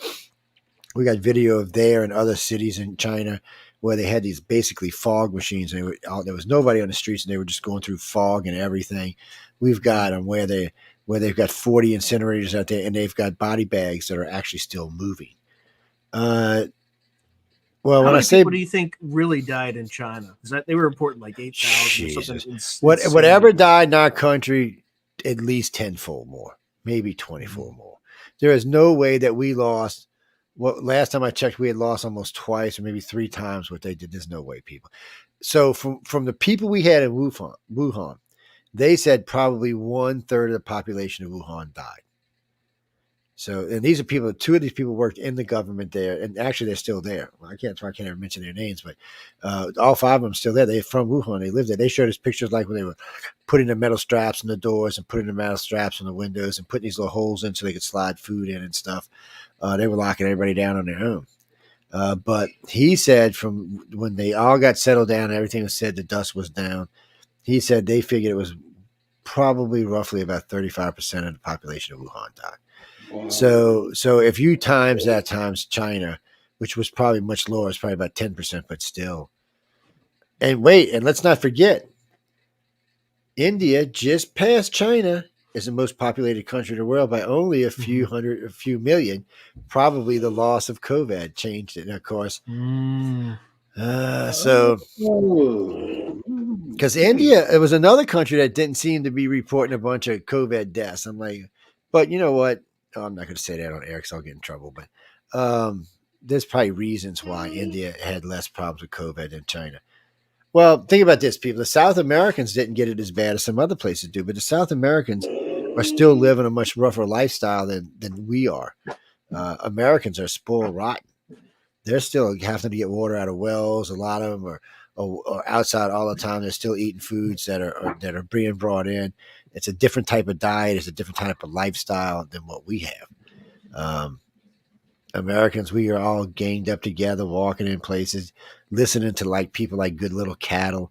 Oh, stand here and let the Wuhan stuff fall on your head. Oh, I meant the COVID fall on your head. Well, I never understood that. Oh, let's get 6 feet apart. Well, people forget when you're breathing hot air. Hot air rises about 2.5 feet above your head. So and the whole time you're standing there, you're generating this above your head. So when the next person comes, that air cools and just settles down on them. I never understood, and I know the CDC knew this because we put a video up on YouTube that got taken down and destroyed like 3 times. We put it to the test. We did it in the smoke room, but what do YouTube was like, no, No. So the first one we did it where just breathing an N95 mask with no beard, no all clean skin. You could see all the orange marks from the smoke around the side of the mask and along the edges of the nose, which means they were getting it in their nose. Of course, now if you had a mask on, I mean a beard, that shit was everywhere. I mean, it was all over your face. It was everywhere. But the N95 was not keeping it from getting in even a clean, smooth shaven person's face. It was still getting in there. And then we showed with the blue smoke. So you'd blow it out and it would go up in the air. And then when the next person would come, it would just settle down on their head. And then they'd start breathing. It would start mixing in. So then you had two people's breath mixing in when the third person came in. And I know CDC knew all of this. I knew because I worked for OSHA. I was an OSHA rep when I was young for checking out restaurants and stuff. I mean, this is way back, right when I got out the Navy, actually. And that's why I got the job. The guy said, "Oh, well, you just got out the Navy. You're used to being on people's ass about shit. Okay, we'll give you a job." It's like, okay. No, I learned a lot. And then, when I opened my own business in construction, I had to deal with OSHA a lot, certain types of paint we're using, or if we're taking out lead homes or homes that are lead based, we have to wear respirators and we have to. So people, to help y'all with this, I don't have one here. I'm going to have to get one of my respirators and bring it up here one day. And I'll show you what it takes to keep COVID out of your face, out of your sinuses, actually for real. The respirator that we wear is about side to side, about this big. It's got two big breathing apparatus and a big hole right here, which has filters that wrap around through these and come back out. And actually it's hard to breathe in. And that will keep COVID out. It's got enough filters in it, and it drops to the microns that's smaller than COVID. So it'll keep it out. But using an N95, that was just bullshit. That's like that little kid says, and I think, bullshit. That's what that was, man. It was just What's that noise? What's that noise? Bullshit. What am I hearing things? Yeah. I didn't hear it. I didn't hear That's probably my dog. He's gone now? He's loving somebody. Yeah. No. I was just wondering because sometimes we get like paranormal activity on this program. So yeah, you get paranormal activity all over the damn place. What is that, Jimmy? Let me see. I know y'all just sent me some more. Hold on. Where did you send them to? Wait. Oh, wait. You know what? We need to take a little break anyway. So let's toss this up real quick, since it popped up in my ear sensor anyway. So here we go. We'll be back in about 3 minutes. Anybody needs a smoke? No, that's grass, gas, or ass. Nobody rides for free. That's what you're talking about. Yes. That's a 70s thing. Yeah, it used to be on the big trucking guy. It said grass, gas, or ass. Nobody rides for free. I still believe in that motto even today. Anyway, let me share this, and we'll be right back in about 2 minutes, everyone. So just hang out, stay tuned, go get a Coke, and just chill out. I'll say I'll be back in 2 minutes. Have a Coke and a smile. I was born on July 4th, 1776, and the Declaration of Independence is my birth certificate. The bloodlines of the world run in my veins because I offered freedom to the oppressed. I'm many things, and many people. Itch, don't mess with me. I am the nation. I'm 200 million living souls, and the ghost of millions who have lived and died for me. I'm Nathan Hale and Paul Revere. I stood at Lexington and fired the shot heard round the world. I'm Washington, Jefferson, Patrick Henry. I'm John Paul Jones, the Green Mountain Boys, Davy Crockett. I'm Lee Grant, Abe Lincoln. I remember the Alamo, the Maine, Pearl Harbor. When freedom called, I answered and stayed until it was over there. I left my heroic dead in Flanders fields and on the rock of Corregidor, on the bleak slopes of Korea, and in the steaming jungles of Vietnam. I am the Brooklyn Bridge, the wheatlands of Kansas, and the granite hills of Vermont. I am the coal fields of the Virginias and Pennsylvania, the fertile lands of the West, the Golden Gate and Grand Canyon. I am Independence Hall, the Monitor. I am the Merrimack. I'm big. I sprawl from the Atlantic to the Pacific. My arms reach out to embrace Hawaii and Alaska. 3 million square miles. I'm more than 3 million farms. I'm forest, field, mountain, and the desert. I'm quiet villages, and I'm cities that never sleep. You can look at me and see Ben Franklin walking down the streets of Philadelphia with his bread loaf under his arm. You can see Betsy Ross with her needle. You can see the lights of Christmas and hear the strains of Auld Lang Syne as the calendar turns again.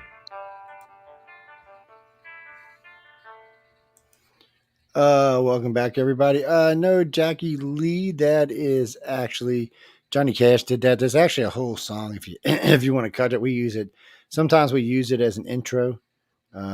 Yes, no, we use it as an intro sometime, and along those lines. Wait, how we lost Sean down there, heading back into the stage. No, it's a cool little thing, and I mean it gives you an idea how we feel. And oh no, we got another song that's going to cue. Well, we play a lot of patriotic music on the show. Sometimes we get into some heavy rock, which we missed out on the first show because we were supposed to be listening to Sandman. And if you have a selection of a good rock song that you'd like to hear us play at one of the openings, because we can play anything we want because we play ASCAP, but send it on over. I mean, what do you mean? The Stairway to Heaven's too long. It's like 7-8 minutes, man. It's just too long for an intro song. Even Sandman's kind of long. A lot of times I'll cut it short a minute or two. I think 3 or 4 minutes. You know, somebody sent me the other day and asked me to play. It was by Foreigner, Standing in the Rain. I can't remember the damn name of the song. Jukebox Hero. They said that's what they wanted me to play. Oh, it's a short song. I mean, it's not. That's not one of my favorites, but you know what? Well, I don't hate on dude. Play Renegade. Renegade's good too. It's play Renegade. There's a lot of stuff. No, people, y'all can send us in stuff. Well, I'm wearing black tonight because who won the contest? Gene. Yeah. So I don't know. This has been going on for 4 or 5 years now. I post it once a week. I'll post a thing either on Facebook or on the website. And I'll give them like 6 colors of shirts to choose from and 7 or 8 colors of ties. And whoever wins the bid gets to decide what I'm going to wear. Oh, my God. It's all for charity. It goes to St. Jude. Yeah. Okay, good. Yeah. I didn't start this. Somebody else did this. And most in any one night, $7,500. Wow. Yeah. I had just got a bunch of new shirts. And they got a freaking bidding war over it. The red one won, yes. Everybody wanted to see what I looked like in the red one. I still remember that I got a pretty plaque somewhere. It's in the office somewhere from St. Jude for donating the money to them from the station. I like to help out. If I was like Elon Musk rich, I'd be giving money to everybody. That's why he would be rich and I'd be poor again. That's what that would be about. Because I mean, you can't take it with you. I mean, you can make sure your family's secure, and the rest of it, help other people. You come in poor and you leave poor. That's how you look at it. Oh, you think you should bury it in a grave and hope that it comes to you on the other side? Well, you could try. It's what the Egyptians did, man.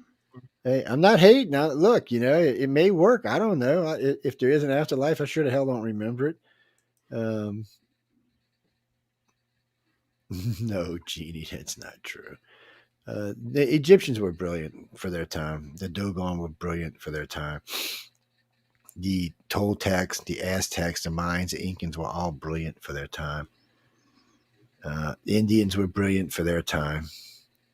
Well, see, when you look around the world and you look around and see how many great empires were, India had a great, huge empire. They ruled the world. The Greeks ruled the world. The Romans ruled the world. Nobody rules the world today. Technically, you could say the Americans rule the world, but we really don't. So you can't. We kind of sort of rule part of the world, but we don't really rule the world. So it's a little different now, but we do have the largest influence in the world, if that's what you're saying. Yes, we do. And the problem is we have Cracker Joe up there don't have no idea what to do with it. Iran, we should have already put our foot so far up Iran's ass, it ain't even funny. I'm not saying we got to blow them up. I just say we just go park off their coast and say, look, if you don't stop all this with all these rebels, we're just going to start leveling different parts of your country where we think this shit's at. We're just going to sit here and just start. And if you want to come fight us back, fine. We'll just do like we did Iraq. So just bring yourself on. Well, Iran already knows. I mean, Iran couldn't beat Iraq, and we stomped Iraq out of existence in less than 6 months. Do you really think Iran wants to start a fight with us? No, they don't. And do you really think China's going to come take up for Iran? No, they're not. Russia might chew and spew and spit and poo, but Russia's already got its hands full with the Ukraine. It doesn't want to start moving troops to get into a war with somebody like us because we have way more assets. That's a good point, Dean. Sean, both of Sean's and I were talking about this last week about our supplies are probably a third of what they should be. We've been giving shit away left and right, or selling shit left and right. Our military is depleted in a lot of areas that needs to be brought back up. And it's not like we can just produce this shit overnight. We can produce it fast, but not overnight. So we have to start to make sure that in a year from now, everything we need is there. Here's an interesting data point. So we can produce 15 to 20 armored vehicles a month. Okay, so what's that? Maximum 240 tanks a year if we wanted to focus exclusively on the M1. Last year, the Russians apparently either refurbished or produced 2,100 tanks. So they have almost 10x the productive capacity we do. We have like one plant in Lima, Pennsylvania that does this stuff. Like why? And I think if we actually were to ramp that up, they could produce 33 tanks a month. Yes. Right. So you're talking still less than 400. Right. So, and what that means is just like we did at World War II, we got to go to places like GM and Ford and retool their plants so that we can do this. But the difference now is these plants are a lot more specialized than they used to be. So it's going to be harder to retool them. People, well, that's going to make it easier. No, it's not. It's going to make it harder. And they have a lot more parts, like specialized parts. Like you need rare earth metals and all the electronics.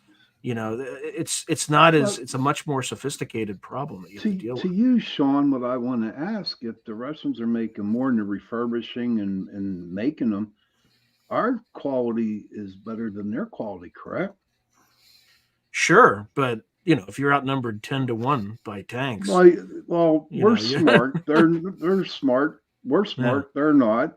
So 2 M1s could probably wipe out 10 to 12 of those Russian tanks, I believe.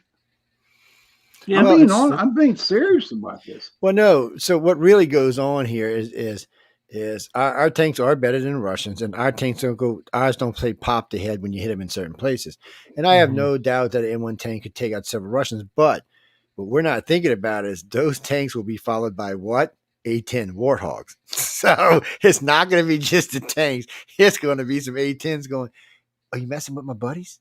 Are you messing with my buddies in the tank? Are you really messing with my buddies in the tank? Watch what's going to happen to your ass. Yeah, the problem, though, is what the Russians actually are good at is air defense systems. They have some of the best air defense systems in the world. They did, but thanks to the Ukraine, we just found out that not so much anymore. So the Ukraine has taken out 11 of their air defense systems in the last 3 weeks, I'm sorry.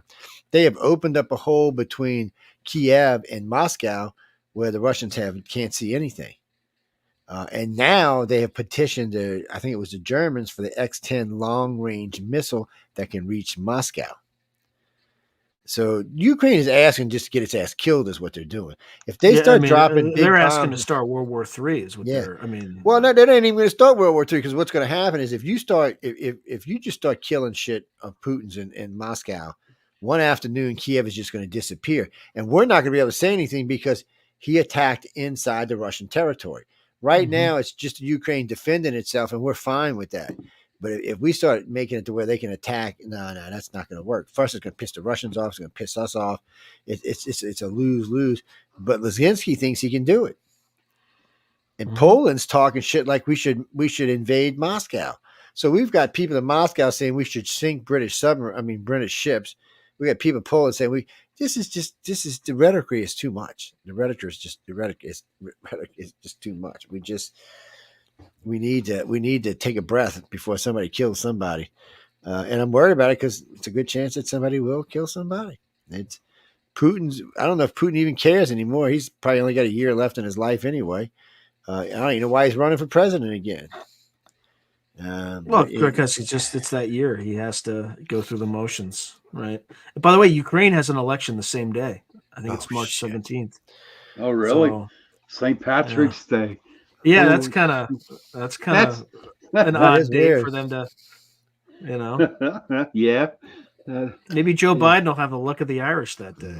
Jesus. No, man. What are you doing to me? Don't do that. Don't ruin my day. Don't ruin Where are our y'all at? day. Sean, do not ruin our day.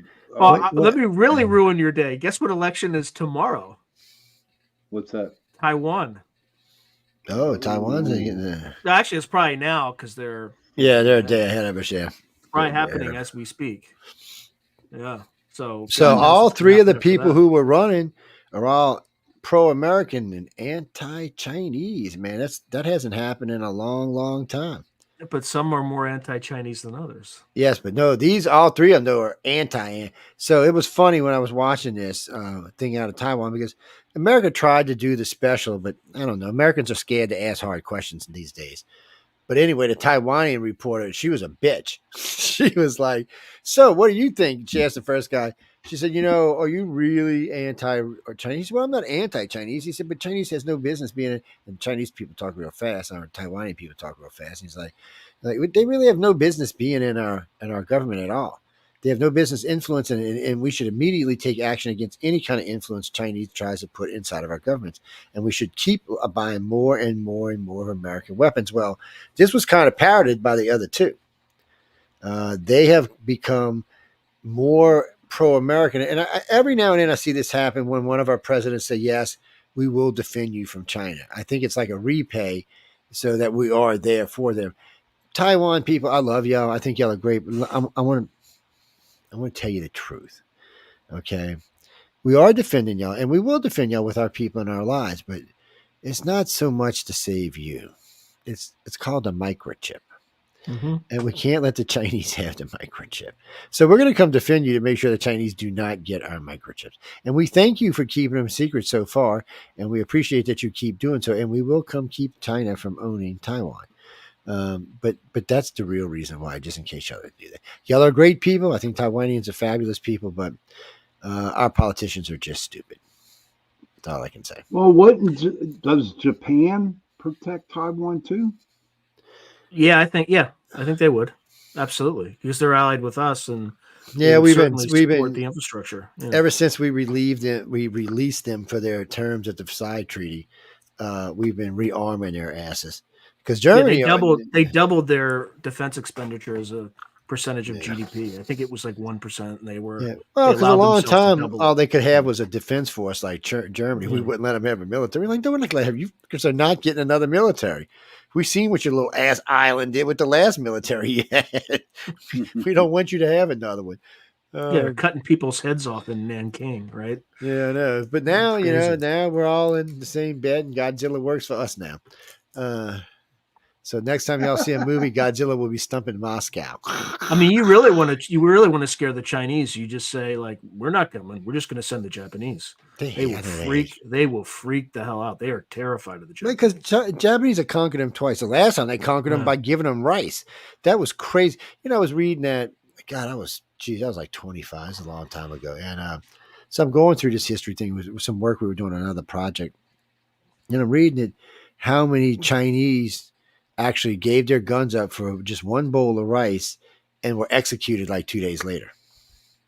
Just read about the Sino-Japanese War in 1895. Like this is, there are accounts of Western journalists, and there were some atrocities committed against the Japanese soldiers, specifically Japanese soldiers, right, where they, were beheaded or something like that.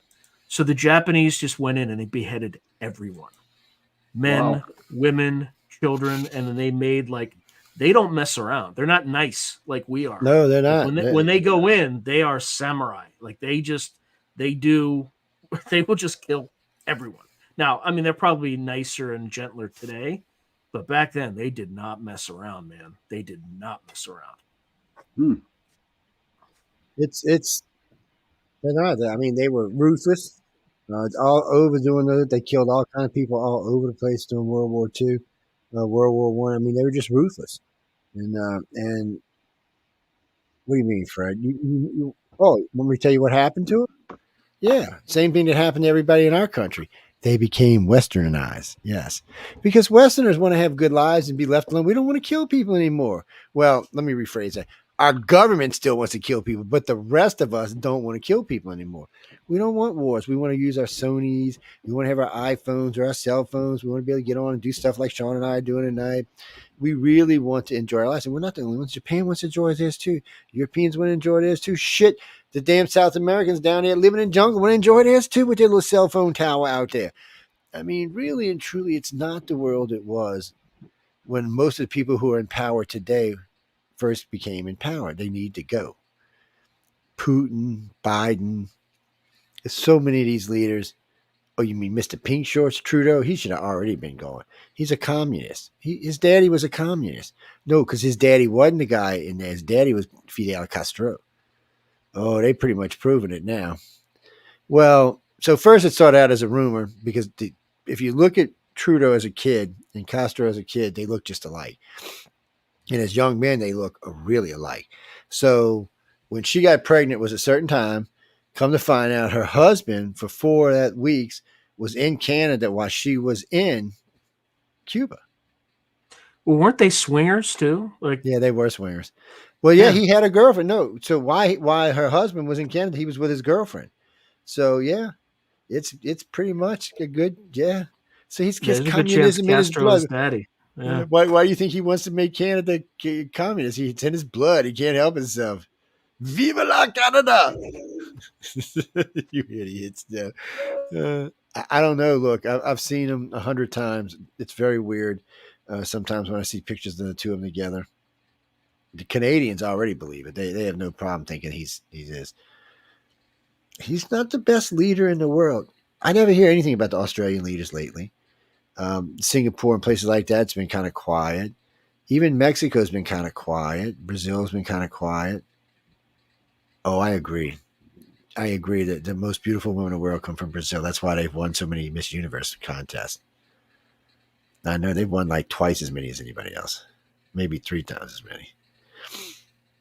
You know, American women, I love y'all, so don't take that the wrong way, but they're just some kind of just natural. It must be something in the jungle down there. I don't know what it is.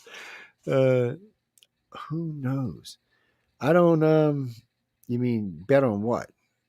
On NASA? What are you talking about? Wait, okay, so you say you're going to bet us that NASA is going to get to the moon before Elon Musk does. Okay, Elon Musk is who's helping NASA get to the moon. Yes. Well, NASA's already been there. So yeah, that's true too. But, yeah. Right. So you should say going back to the moon. Yes. Yeah. It would be better to say you're going back to the moon. Well, I've met a few astronauts in my lifetime. I've interviewed quite a few online, and I've met a lot of the shuttle astronauts. But I've met astronauts from Gemini, Mercury, and Apollo. And the last time I had lunch, I was at the Washington Press Club with Edgar Mitchell and Buzz Aldrin. Yes, it was a great lunch, a little hero worshiping going on. I talked to them about, have y'all seen any weird shit in the sky? And they said all the time. I've never talked to any astronauts that haven't. I got to be honest with y'all. I was in the Navy for a while, and every pilot I talked to said they saw some kind of weird shit in the sky. And I started interviewing commercial pilots when I opened up the International Community for Alien Research, and all of them told me the same thing. They always see weird shit in the sky. It's just the Navy, you have to report it. So the Navy passed a thing when I was in the service. If you see it, you report it. You never speak about it again unless asked about it by someone of consequence. And that's just how it was. But pilots and, people who work with each other, they get in the line chat and get the bullshitting each other. And next thing you know, this kind of stuff comes out and they'll start talking about all the weird shit they've seen or how things would just come sit on the side of the F-18 Hornet and just like, hey, what are you doing? And he'd sit on the other side of the F side of the 18 Hornet, sit on top of it. It's like sometimes he'd get over the top of the cockpit and just glow and pulse and glow. And he'd hit the afterburners and it wouldn't even break a sweat. It would just stay right with the jet as it was going on. He said, then it would just take off and come back. He said it was kind of like the description of the Foo Fighters. And we got lots of reports like that. They really wanted to I think in some ways they just like to screw with the pilots. It's like, you know what it's like, guys and girls. You remember the F-22 pilots that pulled up under the Iranian jets? They didn't know they were there the whole time. Then they told them to go home. It's the same thing. See, it's just a better technology. That's all. I haven't seen anything as good as the Foo Fighters yet. Our drones can kind of simulate Foo Fighters, but not the speeds. The movements of flipping over now, our drones can simulate that, but they can't simulate the speeds. They could sit like on wingtips of jets and stuff. The little drones, the big drones couldn't do that. No. The kind that actually had the fuel to do what we're talking about probably couldn't do it. We have drones of every shape and size imaginable. They this big to as big as a damn F-35. They got the new ones that are going to run wingmen for the F-35s. So these are going to be AI wingmen. Wow. See, that makes me a little bit nervous. What happens if the Chinese guy hacks it? Because Chinese guy's pretty good at hacking. So I'm thinking, whoa, wait a minute now. I just gave him two F-35s to chase me down with. You'll have to have built-in self-destruct, I guess. No, I'm laughing, Mark, but it's true. I mean, we don't know, man. These things, because if the guy and the F-35 can control them, that means there has to be Wi-Fi. So the only way these things can be truly safe is to be true AI and no portals, only plug-in portals. Yeah, because if there's Wi-Fi, they can be hacked. I'm not putting anything against Chinese hackers. I've seen Chinese hackers hack some serious shit. I'm not hating on American hackers. I'm just saying Chinese hackers are good. And when it comes to warfare technology, I would want to know it's unhackable. Well, think about drone swarm. So let's say they got that new technology where you can control thousands of drones at one time. You know, like y'all have seen all the little things in the sky. They make dragons and Santa Clauses and Coca-Cola trucks and all kind of shit. Well, you can do that in warfare drones too. So can you imagine you're out there in the field, you got 10 tanks out in the field, and all of a sudden you look up and there's 4,000 drones headed for your ass. Yeah, you're dead. Don't matter how good a tank commander you are, you're dead. You can't fight that. There's no way to defend yourself against that. Maybe if you got phalanxes on your tanks, and even then, I think you're going to have a hard time. 50 cal is the best you're going to do. Yeah, that's what I'm thinking. I mean, it's, you know. Oh, you mean what you want to be the guy on top of the tank? No, man. I mean, that's all you can do, right? That's just muscle memory. That's the first thing you're going to do. Oh, you can destroy some of them. You ain't going to kill them all, but yeah, it's a shit. Well, no, that's different, Kirby. Now, if the A-10s are there and the tanks, they got a chance. Well, no, the U.S. is coming up with all kind of ways to destroy drones. If y'all been paying attention, the ships we have in the Middle East right now have been shooting drones. I think they're over 4,000 they've shot down now. So far, they're not letting anything get through. Well, because they have phalanx on their ships. The phalanx shoots an ungodly amount of bullets. It'll even shoot a hypersonic missile down. It's got ungodly. When I say ungodly amount of bullets, it's just like it sounds like a laser. It's just like a bullets, man. So anything flying towards it's getting hit. Well, they got different calibers for different things, and now we're using sweep lasers on two ships that I heard of. A sweep laser is what they call it. It might be called the fan laser. So instead of a single beam going out there, it actually, as it goes out and it gets into the target area, it opens up as a fan, and it just goes through. And I don't think it's physically burning them out. I think it's like EMPing them out. Actually, I think it's burning out its electronics. Is what I think's going on there. There's lots of ways to take down electronic drones, and little drones aren't going to be shielded because they won't be able to fly. The technology today. Look, when I was a kid, I always knew we were going to get. We were going to have. Transformer technology. We're well on our way to that now. Drones are great, and drones can do a lot of things. And we got all kind. We've been using drones to keep an eye on everybody on the planet now for 20 years. Why do you think our drones are so much better than everybody else's? Why do you think Iran was so happy when they finally got hold of one of ours? They were like, "Oh my God, we're going to step up 20 years just in design." Yeah. Next thing you know, they're selling drones to Russia, right? I know, and they are too. And sometimes I wonder. If one of these politicians just didn't order that shit. Oh, well, I owe this Chinese guy for this, that, other thing. Why don't we have a drone go down here? And because, we really hadn't been losing any of them drones, and it was kind of funny that we did. Well, okay, Jackie, the electronics, as long as everything worked right, burnt out automatically. So they have on spy planes and spy ships, they have what they call pull electronics. You pull a cord and it burns out all the electronics. On the drones, it's a little bit different. When the power is cut, they have little things underneath that just pop and melt the electronics out. I don't know what it is. It could be something like what you see in those old flares or something like a magnesium. But I don't think that's what it is. I think it's something else. It's pretty effective apparently because they're not getting any of the real electronics. But I don't think Iran was after the electronics. I think Iran was after the design and engine of the plane. I don't think they really cared about the electronics. They put their own electronics in there, or do like the Chinese did and buy ours and put it in there.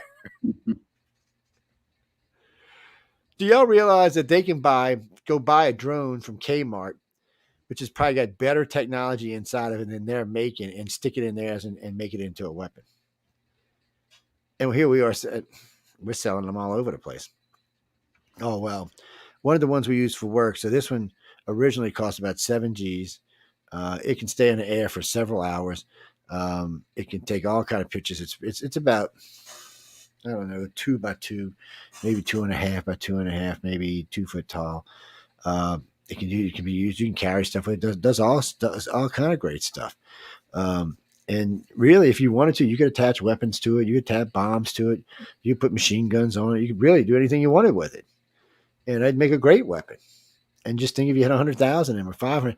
Really, when we get into a war with China, it's going to be which one of us can produce the most drones. But one saving grace America has over China, even though China has a big surplus of minerals right now, they're having to sell off.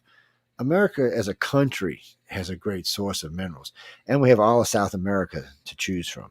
Because China can't really use South America because we'll just sink their ships if they come over here. So it's not going to be a matter of that. So, and Europe's not going to give them anything. So they're in Africa. That's another thing. Trying to get to Africa and back to China, they'll lose too many ships.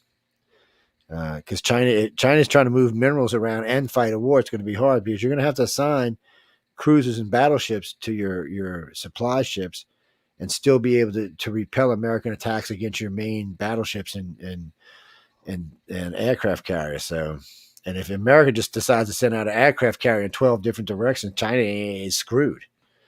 They'll be like, wait, what? Especially if the Allies get in, then there'll be 24 different aircraft carriers. What are you going to do?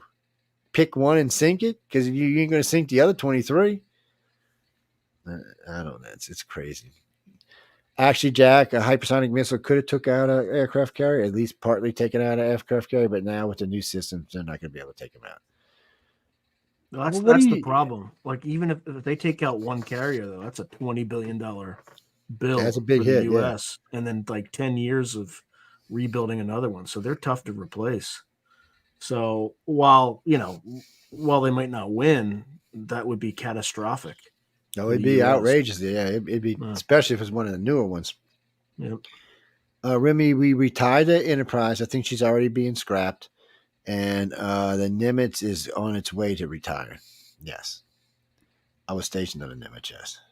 Dude, those were the care. I was on the USS Independence, and they were like our sister carriers. Yeah, man. and seriously, it is remember sad. them days, man. Yeah, man. Jackie, it is sad because they were like the flagships of the fleets, but it's progress, guys. Well, so we used to keep them. We still do a lot of stuff. We still make stuff in the museums so we can reuse them. Like the USS Alabama's down here, fully operational as a museum. But all her guns are in operation. All her engines are in operation. She could be put to sea and armed in less than 24 hours. And there's 200 or 300 of them around the United States. Well, no. Have you seen a real battleship, Jimmy? They're fucking huge. Them guns can reach in easy 20 miles, man. They'll rain hell. They don't care who you are. They'll rain hell on you indiscriminately. Oh, no, they're not going to. The difference is, though, they're double armored, whereas the ships today are not. The ships today use a different type of metal. Those ships are double armored, and we're talking 12, 14 inches thick. So you're not going to just punch a hole inside of one that easy. Plus, they got a wooden deck on them. It's the oldest aircraft carrier I think we had was the Enterprise, and I think that's why she's retired. And then following the Nimitz. Well, We got the Gerald Ford and all them fancy dancy aircraft carriers now, and which I'd love to try out the new catapults. I'd love to see how that worked. Those are kinetic; they're not steam driven. They're kinetic driven. It's a different type of catapult than what was on the other ships. This is a new kind of carrier. It's got more guns on it. It's got lasers on it that nobody wants to talk about. It's got all kind of other little extras nobody wants to talk about. It's well defended. Plus, we came to find out that it's got blast ports all the way around underneath the ship, so anything trying to approach from underneath can be blown out of the way. I just found out. Yeah, I just found out about this 2 weeks ago. This was classified. I don't know how this got out. They're 66 inches around, and they can produce something like 100,000 tons of blast. They're hooked directly to the nuclear engines. Oh, wow. It honestly looked like they were trying to find a way to lift this carrier out of the water. That's what it looked like they were trying to do. But I don't think they can make the ship stable enough with enough force to lift it. I don't know, but it looked like, because that's what they look like. They look like some kind of engines, but they showed them in action. They were badass. They're on the Gerald Ford, and you can see them when the picture gets up close. Let's see, who is that? Yes, I see that. Hold on, let me grab it. Don't be cussing me. I'll get to it.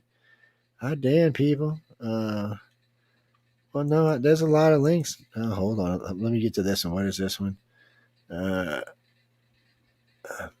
Did you mean this one? Life on Mars? I mean, life on Mercury? I'm not so much worried about life. Even if there is, I mean, so. I know that's wrong, but do y'all care if there's life on Mercury? No. I'm thinking, okay, what is this? Hold on. America's M2 in the Ukraine hands out. What is this? Decimating. Oh, the M2 is decimating Russia troops. The M2S. The M2S is decimating Russia troops. Well, the M2S isn't even a tank, right? Isn't it it's a Bradley, right? Yeah, it's the ones with the machine guns on them, right? Not the 30 millimeter Bushmaster chain gun. Yeah. Yeah. And it looks like hell, I'll tell you that. Looks like it's been through hell. We must have found some old raggedy ass ones that shipped them. This thing looks like it's been through hell, man. And it's smoking black smoke all over the place. Oh, wait, now we gave him some with some big guns on it too. Shit. Oh, I was wrong. It's a 25 millimeter chain gun, not 30 millimeter. It's these are, so we sent them some ones with the guns and with the big cannon guns and some with the big. Damn, Russia! They're saying Russia's tanks can't even fight them. So Russia, I see Russia's been trying to cheat and put them kinetic packs around the tops of their tanks. I guess because the Ukraine's been blowing so many tops off of them, but they're not working. Mm-hmm. They're not. For kinetic to work, it has to be, the backside has to be shielded in such a force, in such a type of steel that when the kinetic goes off, it can't penetrate the inner hull. Because if it does, it's actually doing no more harm than a fucking bullet is. Excuse my language, people. Than the charge is. Stop the Russian. Well, I mean, that's why the tops blow off, because of the overpressure. What happens is the round hits at such a velocity that it goes through the turret and it sucks whatever's inside that turret outside of the hull with because of the overpressure, and produces something called spall. And that's why these things, there's so much pressure that's built up that these things pop off, or the turrets now pop do off. you have to have a direct hit on that tank for it to blow the top off? You have to have a direct hit on the turret. Yeah. Okay. Yeah, because you could also hit the hull, and it's not necessarily going to blow the turret. Yeah, that's what it says it is, the M2 Bradley. So it's not even a tank. It's like it's an infantry fighting vehicle. Yeah. It's just a tracked vehicle, really. Man, they're effing these Russian tanks up something fierce, man. So when I look at these Russian tanks, these look like tanks that are more designed for a war that's being fought over a distance. These tanks are not for up close and personal what's going on to them right now. No, that's why the Russians got toasted up in the north, where there's a lot of forests and stuff like that, where we had javelins. Not we, but the Yeah. Ukrainians had javelins. Because when I was in the military, I actually fought as the Russians against the U.S. I think it was the 101st Airborne or the 82nd Airborne was testing javelins for the first time. So I was out in the desert, in the Mojave Desert. So the way that I fought them is I would just draw 4-kilometer radius or 4-kilometer diameter circles around all the major terrain features. And then I would just drive outside the circles and they couldn't touch me. But the problem wow. is with the in a dense forest, because I was out in the open desert. In a dense forest, you can't do that. So that's why they got shellacked. Now in the south, where like Mariupol is and kind of stretching north, that's like you can see for miles. It's just flat. It's like perfect tank ground. So if you don't have armored vehicles, you're not moving forward very far, very fast. You absolutely need them. So Yeah, see, a lot of these armored vehicles are ours too, but some of these are European models too. I see on this. yeah, they're Going through using the- like Leopard tanks, right? Or Leopard, if you say it in English. But yeah, that's the German versions. They were. What's that, Jimmy Lee? No, Germany wants to give them more stuff. The U.S. is the one saying, "Wait a minute, man! Stop trying to start World War III, you bastards! You've already started 2 world wars. Stop it!" yeah, it's rich coming from us, so we blew up their pipeline and then blamed it on them. Right? Yeah, I know. I mean, that was just stupid. We almost started like that could have started a major war, potentially World War III, if think Putin that wasn't more rational or less rational. Honestly, Sean, I believe that's what we want. Whoever wanted to do is start another world war.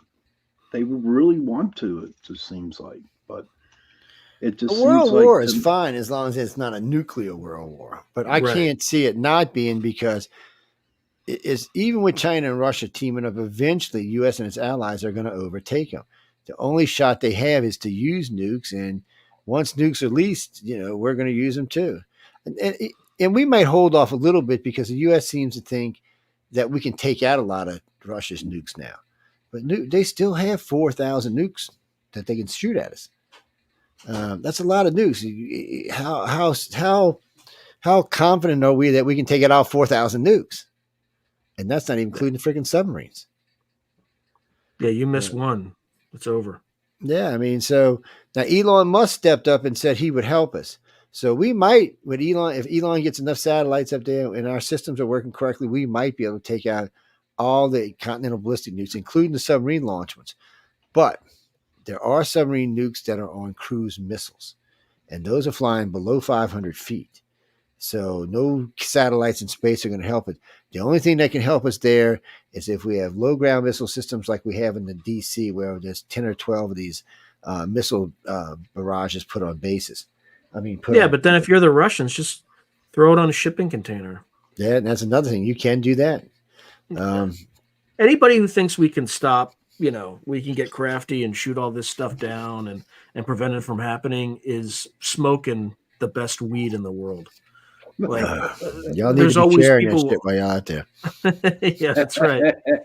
That's right. It's just the people. If you're going to do something that malicious, you will find a way. Always.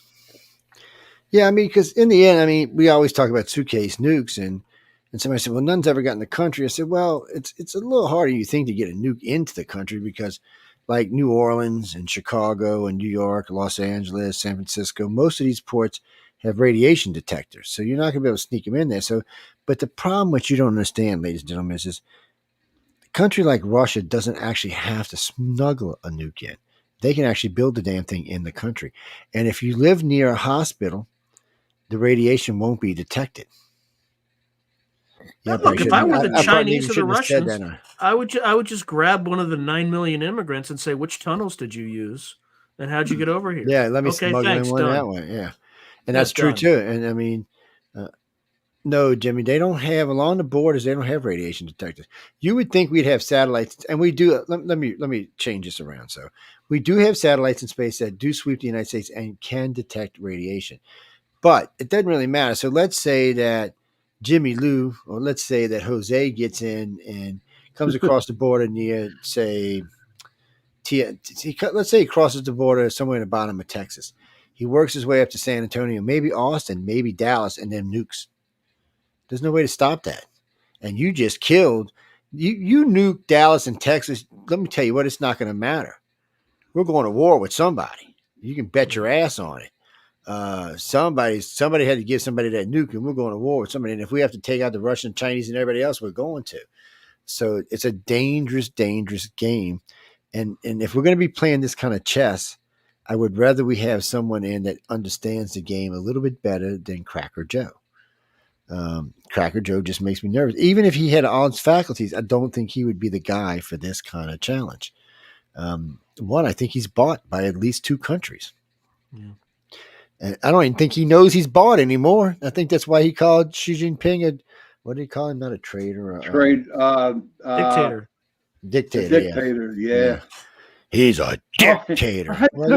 I just remember Blinken's face when he said that. Blinken just went, Yeah, oh my Blinken is scared. You could see, because he's, I mean, look, whatever you think of Blinken, he's one of the only competent people in the administration, and he's looking around scary at all these idiots, and he's just like, oh my God, please help me. Like, yes. I mean, look, I have I'm not gonna, I shouldn't say. I have a friend who works at like a non-US place, and he's just like, I saw Blinken today, and he was like scared. Like you could see, like the guy was like so nervous, he was shaking, not shaking, but he was super nervous. Because he should be. Because I was talking, I was talking with a good friend of mine the other day, and her sister works for Boeing out in she's in the East California desert. Out there, they have a big Boeing facility out there that tests all kinds of stuff. Mainly, though, they have a big underground facility. And you can see it because every now and then you'll see the wing come out of the ground where they test the different wing speeds and wings out there. Anyway, she's out there. She's in charge of the scientists. She's a scientist herself. And over the years, she'd been there a long time and working with them a long time. And somehow or another, she became the chick in charge of them for the security part of the scientists. And anyway, long story short, she's like, look, they got us on all kind of alerts. They've got us speeding up on technologies that we don't think would be ready for a decade. They want them ready in 2 years. There's a lot going on. And we get away with talking because of my security clearance, so she can't really get in trouble. But it's just, man, from what she was talking about, they're really, really, there's something else seems to be going on. Like we're, and the types of technology she's talking about are super technologies. These are technologies that sound like they could be severe damage, like take out a half a country. And it doesn't even sound like weather weapons and earthquake. Yeah, because it doesn't sound like a bomb. It sounds like something else. Well, Jimmy, maybe it is the tungsten rods, but even those, I don't know who. Oh no, Space Command has control over them now. Oh yeah, they took control of those satellites. I heard that just 2 days ago. Yeah, they have control over it. They took away the, DARPA's little plane. Space Command took it away from them. DARPA must have, DARPA got pissed, man. You took it our spy plane? No, yes, we're taking it. It's our toy now. And you work for us now, DARPA, so get that shit in your head. Trump, everybody made fun of Trump when he came up with Space Command. But I remember when Joe Biden was reading about it, he was like, no, this is something we really need. So it's people make fun of, because the Air Force kept throwing money into like the next generation fighter, and they were not spending sufficiently on space operations and stuff like that. Need to, so because, I think it's funny about me. I would have thought by now the Navy and the Air Force would be fighting to see who was going to take over space first, because both of them are going to get up there and want to be in charge of space. It's going to be one of them fights. No, we want to be in charge of space. No, we're going to be in charge. So Space Command was the way to go. Now, neither one of them can be in charge. They can just work for Space Command. No, Space Command is going to be in charge of anything. Defense of the United States, defense of the defense from outer space. I heard just a couple of weeks ago that Space Command was given control of Pine Gap in Australia. Pine Gap is a joint British defense of outer space. Yeah. Yes. They took over a significant facility there. This is a facility that's supposed to save us if bad aliens come from deep space, because we keep broadcasting messages all over the freaking world. I mean, people, do you realize we're like a beacon in space going, bing, bing, please invade us. Bing, bing, please screw us. Bing, bing, please invade us. Right now, thanks to Hitler, it is now almost 100 light years out. Do you know how many planets are between us and the end of the signal? There's tens of thousands. We have no idea who's living on these planets. And we have and they might get aggravated when they hear "I Love Lucy" one morning screaming over their radio or TV or something. But if they're more advanced, it's unlikely they're using radio waves anymore. Well, right? they might not be using them, but they might be scanning them. Yeah, that's possible. Because when you're looking, it depends. So if you're a life that developed with radio, then you'll probably always be scanning. Because even us, as we're moving away from radio waves more into light waves, we're going to keep scanning radio waves because we think that lesser species like ourselves will probably use it first, which no one knows if that's true or not. You may divide. I don't know. I mean, what's to say that a world wouldn't develop light technology just like we developed radio technology? You know, there's nothing that could say that couldn't have happened. Or they come up with quantum mechanics at the same time they come up with electromagnetism, right? Yeah. So you just never know. It's going to be hard to judge another world at how they may develop, and we don't know what their needs are. As a society, we need certain things. Excuse me. We need certain things to survive and make it, and we know how the universe works. Our universe works. Well, they may need different things, and their universe may work a little bit different than ours. Carol, they do expect that they're going to find, and I said this 30 years ago, that they're going to find life on quite a few places inside our solar system. And they think that more than likely, life is going to be the norm instead of the ad-norm. Now, I said this 3 decades ago, but I mean, NASA already found life. Remember that experiment they did with that rock in Mars or whatever? Yeah. They found it was quote unquote inconclusive because they had like 6 samples and they used 3 samples they put water on, right? So we have organisms up in I don't know if it's in the North Pole or in Antarctica, but instead of water they use peroxide for kind of liquid transport. Yeah, so if you were to capture one of those things and pour water on it, you'd kill it. So chances are we discovered life on Mars already, and NASA messed up the experiment by mixing those 3 samples with water. And they might have, because I mean, so Viking 1 lands there. And wait, am I getting them confused? I always get those. No, that's right. Yeah, Viking is Mars. So Viking 1 lands there. It lands there. It's there a couple of days, and on the way down, they hadn't analyzed it, but on the way down, it went through 2 plumes. One was an oxygen plume, which NASA was like, "Oh, it must have been a leaky tank." That's their words. And then they went through a methane plume. Well, guess what? There's nothing on Viking that has methane, so they're kind of like, "Well, what the shit's going on here?" And by the way, the methane on Mars is also seasonal. There's a methane cycle. Yeah. So it seems to be that something is living and dying and creating methane. Because dying vegetation, as we know down here in the deep south, creates methane. And it causes fires as well. Swamp gas. Yeah, that's what it is, swamp gas. And it is very ignitable. So it's kind of ironic, isn't it? Yes, isn't it? So it wasn't a UFO, it's swamp gas, right? And it really is. We're on Mars and it is swamp gas. Well, I said this a long time ago. We know for a fact that there's liquid water. And anybody who looked at Mars and thought there wasn't water on Mars, well, you just had to look at them and say, "Are you just stupid?" Yeah, I mean, it's ice caps. Right. I said, you got 2 ice caps, and it's not hydrogen ice or this kind of ice. It's actually water ice. We know it melts, and we know it comes back. We know it snows on Mars. It does have cycles. It does have seasons. And we know that it's warm enough to have life. So if something's underground and you've got water and you've got a little bit of heat, you've probably got life. And now that you know that you're creating methane, you're creating heat as well in that same area, there's probably some underground caverns with water sitting in them, or maybe running, from the melt where these things are, where we have life. And I think they're going to find life in a couple of places underground on Mars. But what it's going to be, you mean animal life? They might be animal. There might be some small animals living there. As far as you mean Martians, I don't know. Maybe there are some Martians, but we're probably the Martians, by the way. Probably. No doubt, Joe. No doubt. We are. Well, there's some weird stuff with humans, like so the optimal temperature for humans to live in was 63 degrees Fahrenheit, which is what the temperature on Mars was 55 million years ago. It's never been the temperature on Earth, by the way. And humans' biological clocks, for some strange reason, are set to 24 and a quarter hours. In case y'all didn't know, ladies and gentlemen, Earth's biological clock is 23 and 3/4 hours. That's what our rotation clock is. So, for some reason or another, our bodies are half an hour faster than our planet is. What now? Why?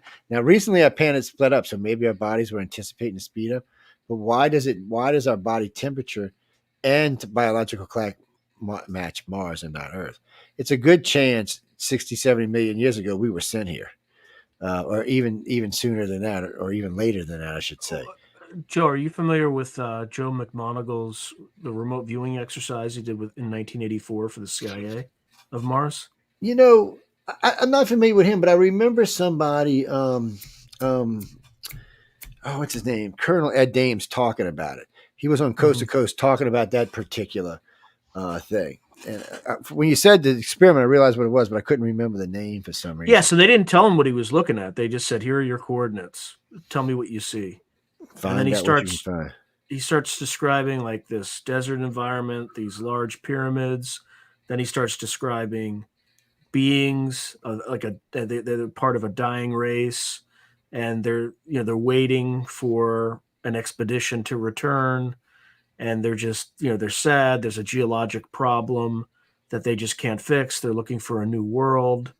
The new world that they found is lots of volcanic activity, things like that. But it started out, they say something like, go back a million years to this location. And I think the location was Cydonia Mensis, where the alleged face of Mars is. Yeah, well, the face is. And he's just like, I don't really see much of anything. So they just say, go back as far as you can so that you see people or something like that. And then that's when he started seeing all this stuff. So according to that remote viewing exercise, whatever this species is, was either kind of lying dormant underground and then also sending out people to explore. So, you could easily read into that maybe, and they were much taller, right? 8, 9 feet tall. Yeah, because they didn't have the confines of the gravity that we had. Exactly. Their arms were longer. So we could be their ancestors. I'm not saying we are, but that's like well, a lot of people seem to think the tall grays or Martians. So, ladies and gentlemen, y'all forget. Okay, so it could be all three of the races we talk about are from this solar system. And what I mean by that is there used to be a planet between Mars and Jupiter. Now, when I was going to school, science was that it was a planet that didn't form. But recently, NASA had to admit, because they didn't do their homework, that guess what? It probably was a planet because certain minerals can only combine under certain amounts of pressure. And an asteroid is not enough pressure. It would have had to been a large body. So they're pretty sure now that it was a planet. We know Mars was a planet. We know Venus is a planet. We know Earth is. So what they think happened, and no one knows for sure, it's sheer speculation, somewhere back in the past, the planet between Mars and Jupiter blew up. Whether it was from a war or a catastrophe or a giant asteroid, or if it was simply just the tidal forces from Jupiter pulling on it, it was destroyed. Now we know that. We also know the moons of Phobos and whatchamacallit are orbiting Mars right now, which are from that asteroid belt from that planet. So as far as we know, when that thing blew up, it may have taken out Earth, Mars, and Venus all at the same time, and which all three planets did seem to go catastrophic around the same time, around 50 to 60 million years ago, all probably from major asteroid impacts. We know the one that hit Mars that created Olympus Mons was huge, and we know it probably spewed out more than half of the magma in the planet probably went into space, and we know a lot of those rocks had made it to Earth because we found thousands of them over the years. We know Venus's upper atmosphere is identical to Earth's, which means that sometime in its past, it was a planet like this one. Did it have a moon? We don't know, but it was a lot like this planet is today. So you had 3 planets, maybe 4, that probably sustained life. And then whatever happened, and this is the survivors. Now, will we Martians send here, or we do know the stories of Atlantis where there was an advanced race living here that were destroyed, and then we would have went backwards. People always remember this. The more advanced you get, the easier it is to go backwards in technology. And what I mean by that is, in 1,000 years from now, everything on this planet is going to be digital. Most people won't even know what a freaking paperback book is.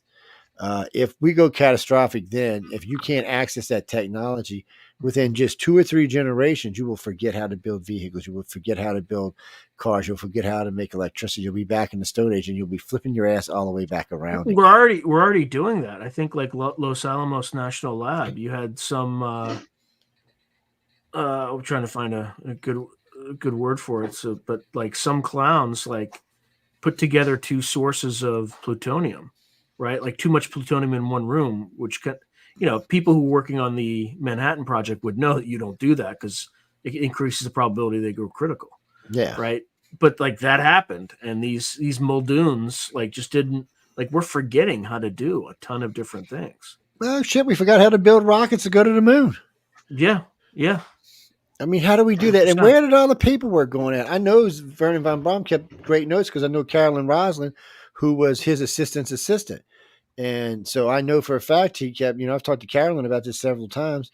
And she also told me, and, I read some of von Braun's writing. So most Americans don't know this because for some reason our government don't want to tell you, but von Braun was going to Mars, not to the moon. The moon was just a stepping stone, people. Mm-hmm. It's all the moon was supposed to be, was just a stopover to make sure everything worked correctly, and we were supposed to go to Mars. Now, in his writings, he also asked why at Apollo 17, 18, 19, and 20 were paid for. Bought and paid for. Crews were trained, and the missions were paid for, and we didn't go. Oh, no, we didn't went. even make it. No, there was a quarter. So, okay, I'm going to give you my source. So, Right, go. Lynn Buchanan, he's a famous remote viewer, again, who worked for DIA, all this stuff.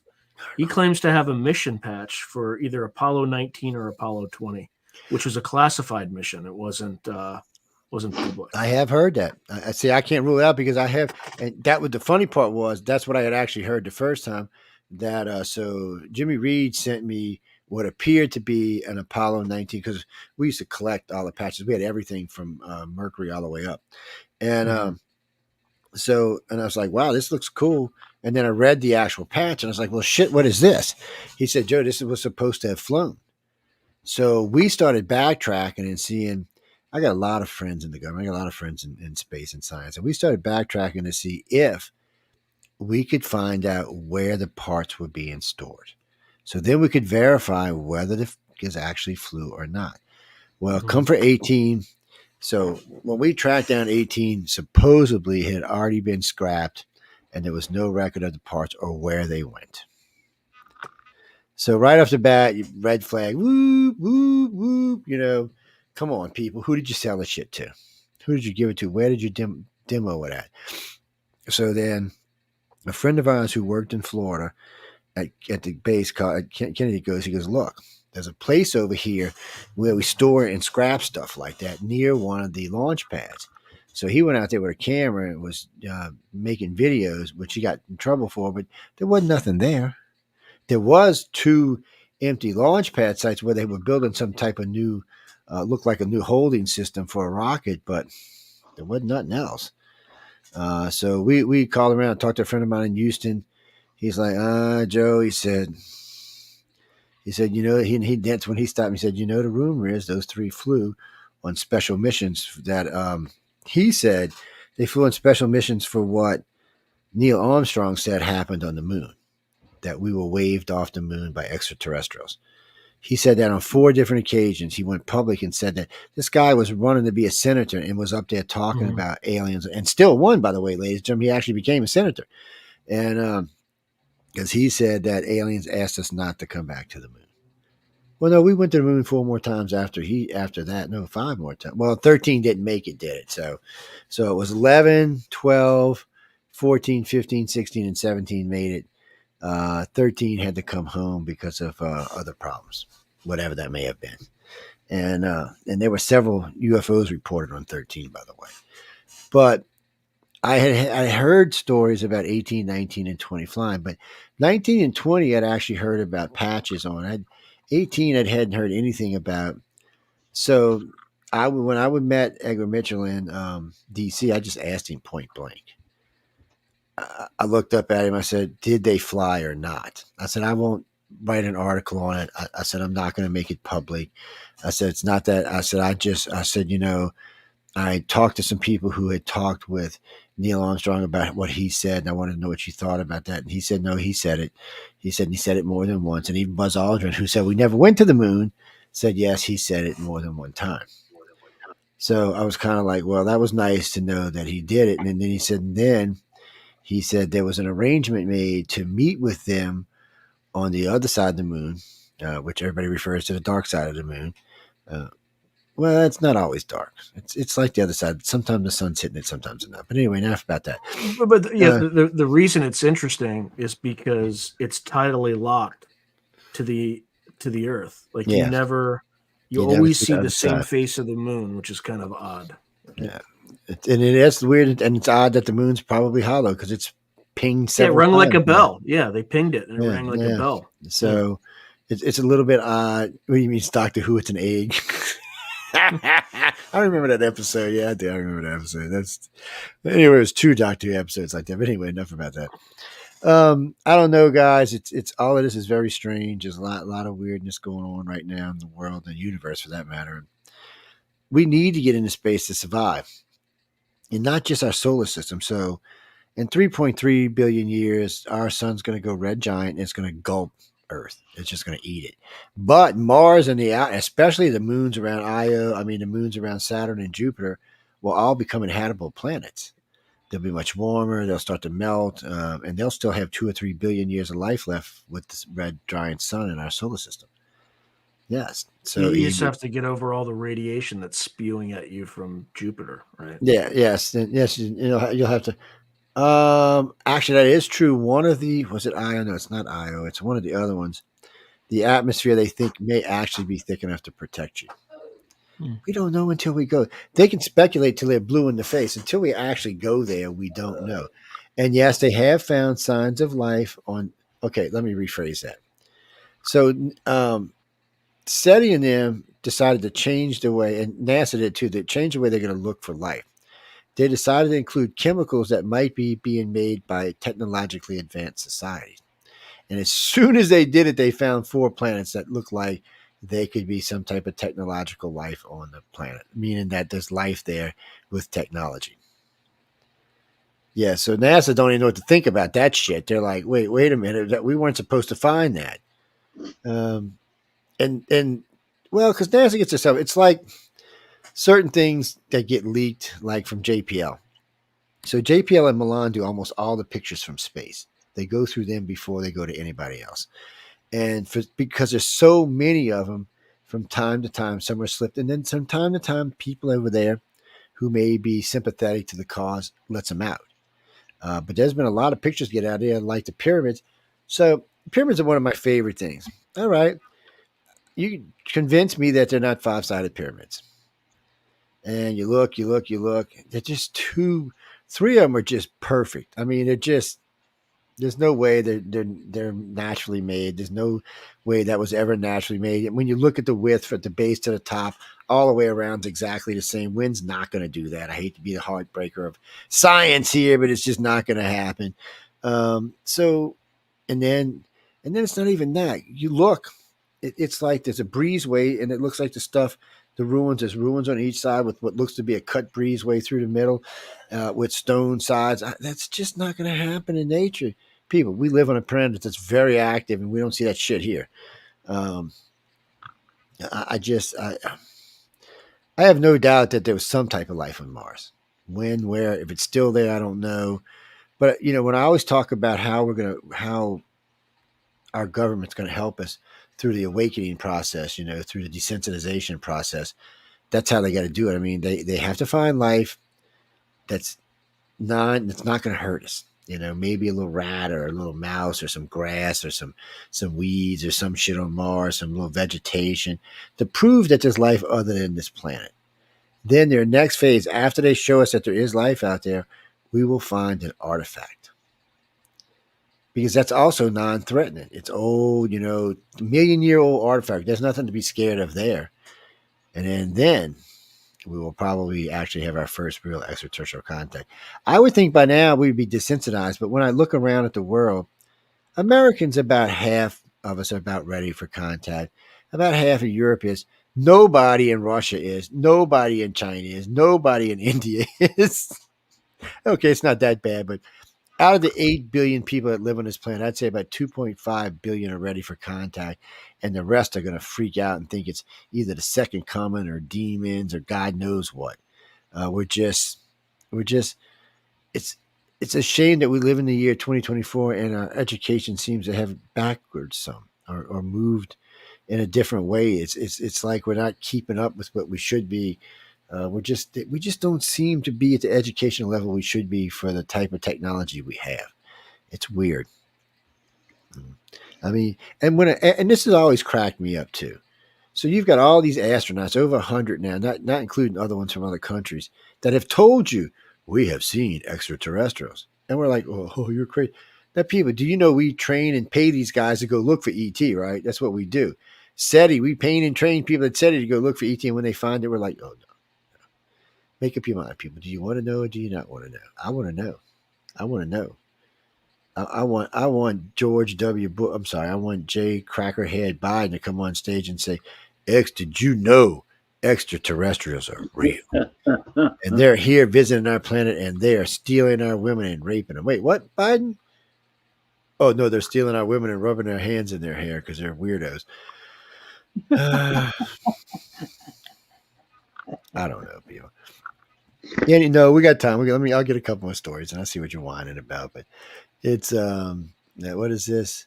Skyranger 30 A1 live fire test leads enthusiastic demand across Europe. Oh, this is this thing that shoots down everything that goes around it. Yeah, it's kind of cool. What's this one? Here we go. What is this? Hold on. What does this say? Putin allies make ominous nuclear threat. You know, Putin never really is the one that actually makes a threat. It's all his buddies. I say you know what I say? The next one of his buddies that makes a threat like that, we just have his ass assassinated. I guess there won't be no more threats. Now, this is an interesting one. We know Sean lives out there in Cali hell.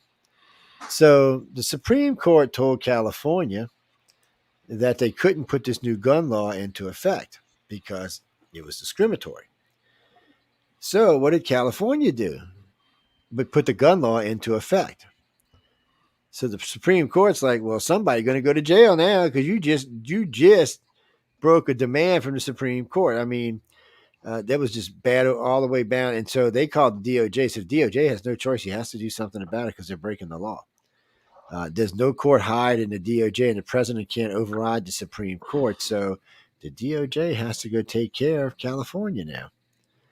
No, not the California. Yeah, well, DOJ's too overwhelmed in tracking down grandmas who were using their walker to walk on the grounds in front of the Capitol building on January 6th.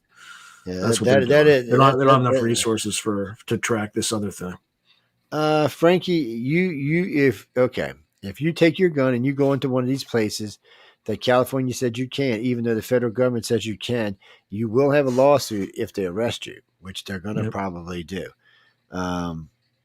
You'll have a major lawsuit because they lost the case. They took it all the way to the Supreme Court and they lost. Because you can't tell. Okay, there are some places I personally think you should never be allowed to carry a gun. A church, no, boo. A ballroom, no, definitely boo. What do you mean? Voting booth? I don't know. I want to bring my gun in a voting booth in case one of the crazy bastard voters goes nuts. I might have to put them down, man. Oh, I'm voting for Biden 100 times. No, you're not. Pow! Just into that. No, but there are, ballrooms, guns, casinos. Guns shouldn't be allowed. And even though I forgot a couple times to carry my gun into the casino. Banks, they probably shouldn't be allowed, even though I have forgotten to carry mine into the bank a few times. Last time I had it on my side, and the guard went to tell me something, and I looked at him, and he was like, he just looked away from me. I was like, if he'd have told me, I would have went and put it back in the car. I just forget because I'm wearing a lot, and I just forget it's there sometimes. It's when you're in New Orleans, you want your gun close by. Up here, where I live, you don't really need it. But down there, you need to be carrying that bitch because it is a deterrent. There's a lot of carjacks, a lot of idiots. I had a guy we were on in a really rich neighborhood working. He was going to carjack the car. It was so funny. He ran up to the light. He's got a knife about yay long. And I'm thinking what I want to do about it, right? He's in special forces training. I'm thinking, I said, nah. He came up, and when he did, I just grabbed his arm, bent the knife back, and I pulled out Martha, and I said, I think you're dead. And my partner, my business partner, he is laughing his nuts off. He's like, Joe, let him go. I said, no, I think it's just he's got a knife in his hand. He tried to kill me. I said, I think we should let him meet his maker. I'm pretty sure he pooped all over himself because I smelled something funny. And while I'm holding him, you see bloop, bloop, bloop, bloop. And the PD pulls up and he pulls up. So I slid my gun back down in the thing. The cop comes up. And I said, look, your boy tried to carjack me. And I had to do a report. I never even told him I had my gun. Neither did the kid, for that matter. I guess he didn't want to admit what went down. And but people, I tell this to all of you, you never know who you're dealing with.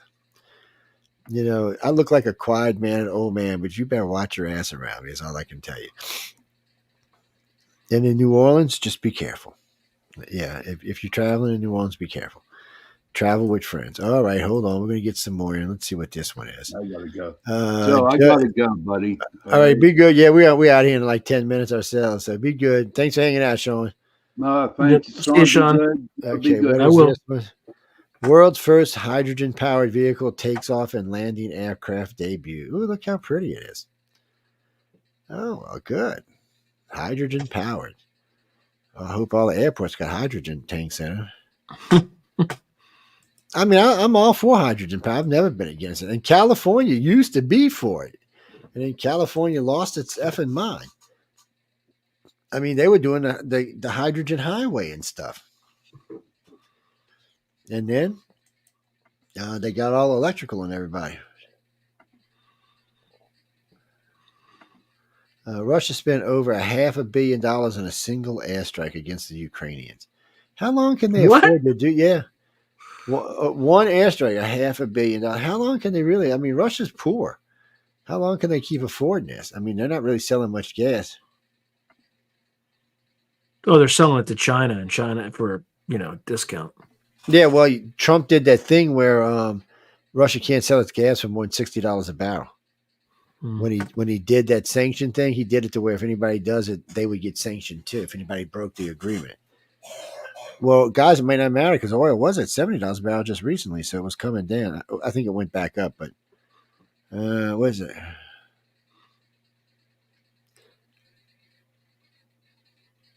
Oh, I did see that picture. The one of Beijing building fake armada of U.S. warships. Yeah, they're trying to figure out a way to take out our ships, but what they don't understand is there's no way their little fake warships is going to be able to predict what our equipment on board those ships are going to do. They can try to simulate it, but until they're actually in the way of 15 phalanx missiles batteries coming off of 6 different ships with God knows how many missiles flying in the air, and then a whole shitload of airplanes. I'm not thinking they're quite ready for what they think they're ready for. Well, good news for the Chinese. They're going to find out for real in April. Yeah. Oh, yeah. It's Judge Cannon shuts down Jack Smith's efforts to get Trump's lawyer communications. Oh, to get his communications. Yeah, you can't see Trump's lawyer's communications. What I mean, some of the things I hear these Democrats do, they think we live in a communist country. Like Joe, literally, this is what the case is about. If you go and sell your house, right, you're going to ask for something over what its appraisal value is, and the buyer is going to ask for something that's under what you're asking for, and they're going to push down the price, and you're going to push up the price. That's literally all he did. And they're like, "Oh, you lied about the value of your, Mar-a-Lago." And the other thing too is he already paid off the loan with interest, so like nobody was harmed by whatever happened. And that's the other thing. So and some of the jury people have said that.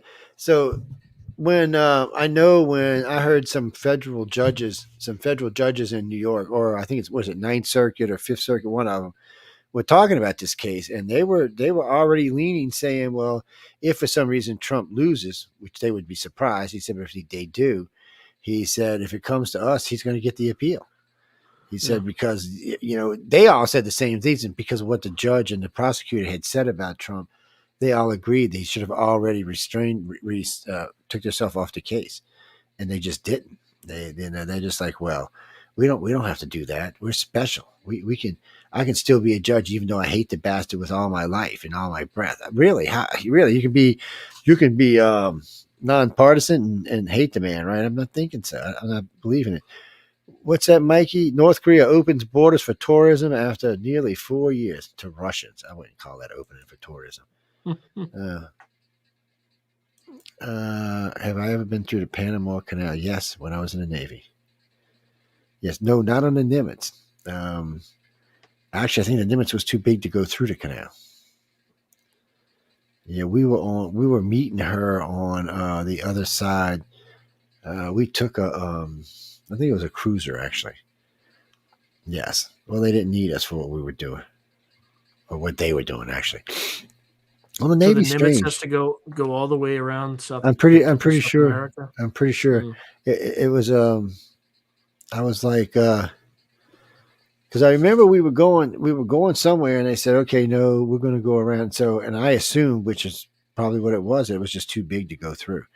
Because when that was originally built, it was built for some pretty big ships, but I don't know if it was built for something that big. And I know certain types of tankers can't go through, and other types of ships can't get through. Fort hidden inside the walls of his house. Wait, what? Man finds 253-year-old fort hidden inside the walls of his house. Oh, okay. I didn't quite understand what they said. Yeah, it's like a Revolutionary War fort, I think.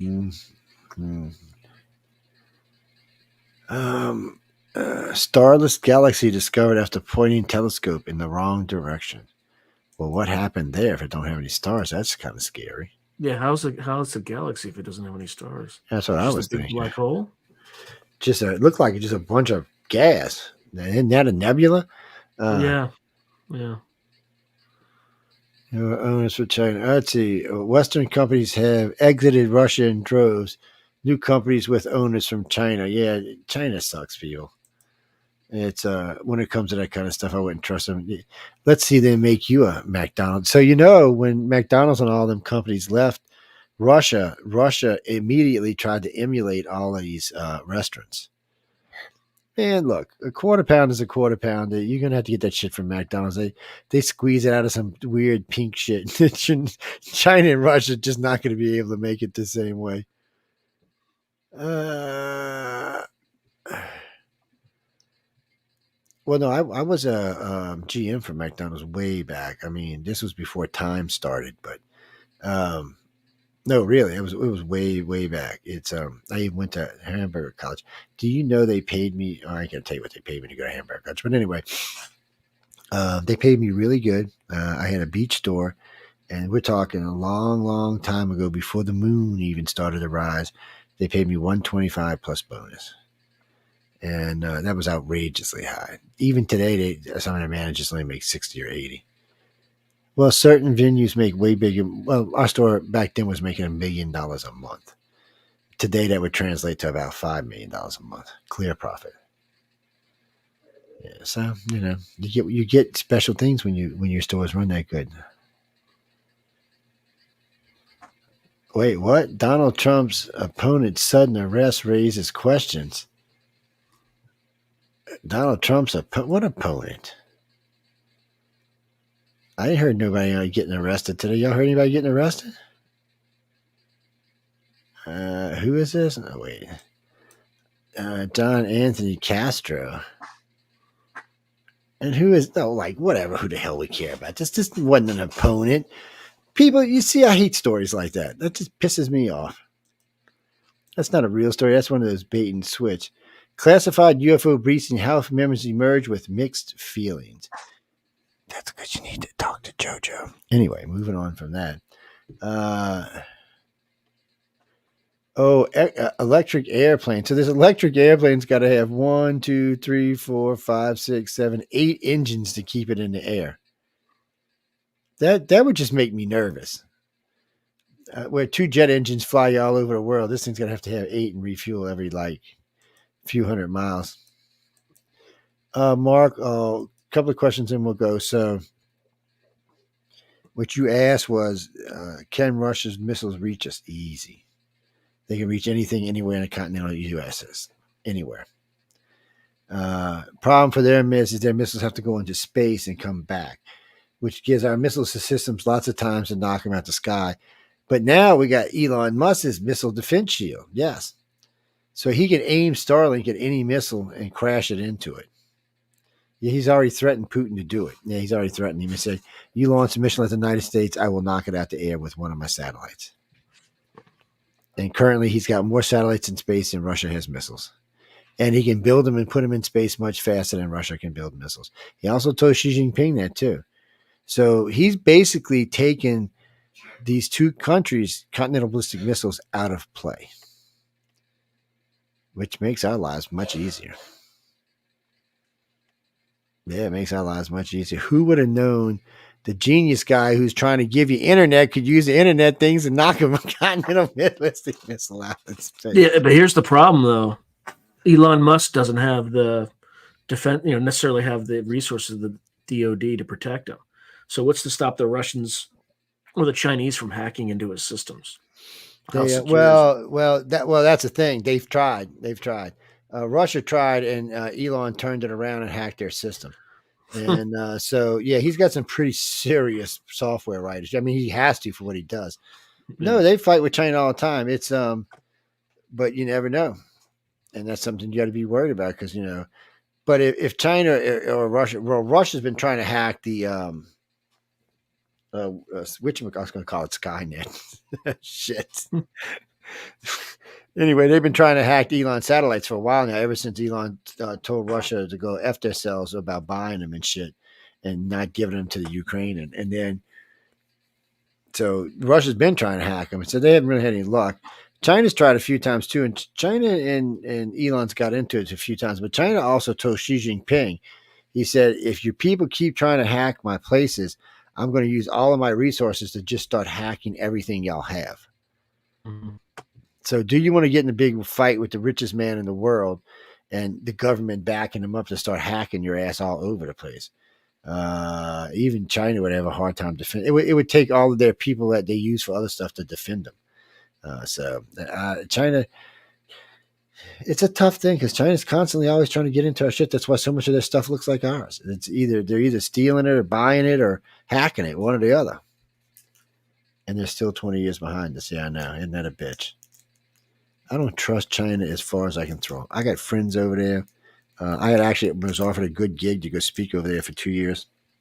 I turned it down because I don't find it a stable place for humans. I mean, Americans, sorry. I said humans, but no, I'm serious. I wouldn't. I talked with them, and it was good money. It's $250,000 a year. Plus, they would let you go places and take you tourism and pay for everything. But the problem is one, if any kind of conflict starts, I'm an American. Do I really want to be in China? I'll be out there busting rocks in my old ass. So I just don't feel with the world stage. I just don't feel confident to be hanging out over there. And I'd be crossing several of their provinces, several of their cities, and if America was pissing off, and right now America is pissing off China, so you might have some animosity amongst the people. It's not worth it. Because I'd like to live. Don't matter how much money you make, if you can't live and spend it, what the hell's having it for? No, I don't want to leave it to my kids. Man, don't take that shit. We're going to spend every dollar if I leave. Get the hell out of here. I don't have babies. My son is fully ass grown. He's 37 years old. Yes, he's not a baby. No, he's a grown ass man. He's not a baby. What's that, Jimmy Reed?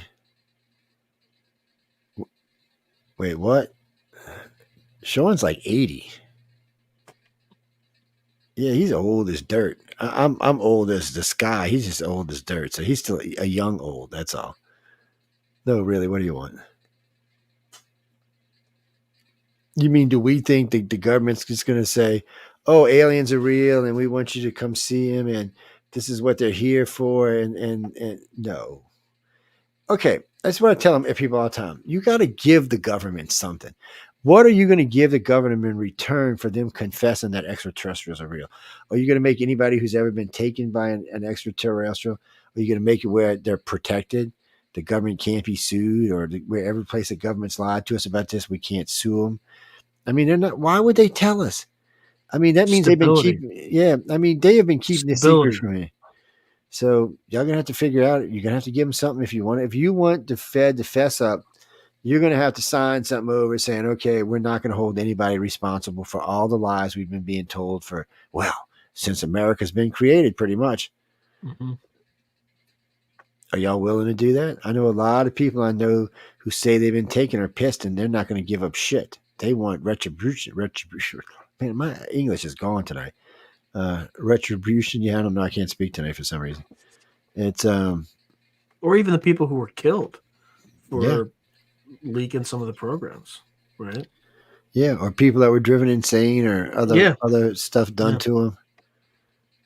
Well, I mean, guys, all the bullshit with Roswell. I mean, all the bullshit with Shag Harbor, with the Phoenix Lights. We don't even know if half of them weren't even probably aliens, but still, you're gonna have to give them clemency. You're gonna have to let them off, just plain and simple. You're going to have to give the U.S. government a clean bill of health. And in all fairness, a lot of the people alive today were not the people who put this shit in, but they were the people who kept it alive. Mm-hmm. Yeah, just because Joe Blow in 1955 started this program, somebody's been keeping that program alive all the way until 2024. So, I mean, are y'all willing to say, okay, we forgive you, Uncle Sam, and we're not going to come sue you out of existence. And we're not going to be mad that you let aliens come in my house and take me and my children and do God knows what to us. Yeah, see, none of y'all are ready for that. That's the problem. And the government's not going to tell us until you're right now, if Joe Biden got on stage tomorrow and said, look, I will tell you everything we know about extraterrestrials, but you cannot hold us responsible for anything. Are y'all willing to say yes on that? It'd have to be a vote. Let the country vote. I don't think the country's going to go for it. I think in the end, the country's going to want some kind of revenge. This country does not like being lied to. It just doesn't. Even with the crazy Z-Gens today, even they don't like being lied to. And we get tired of being lied to about stupid shit.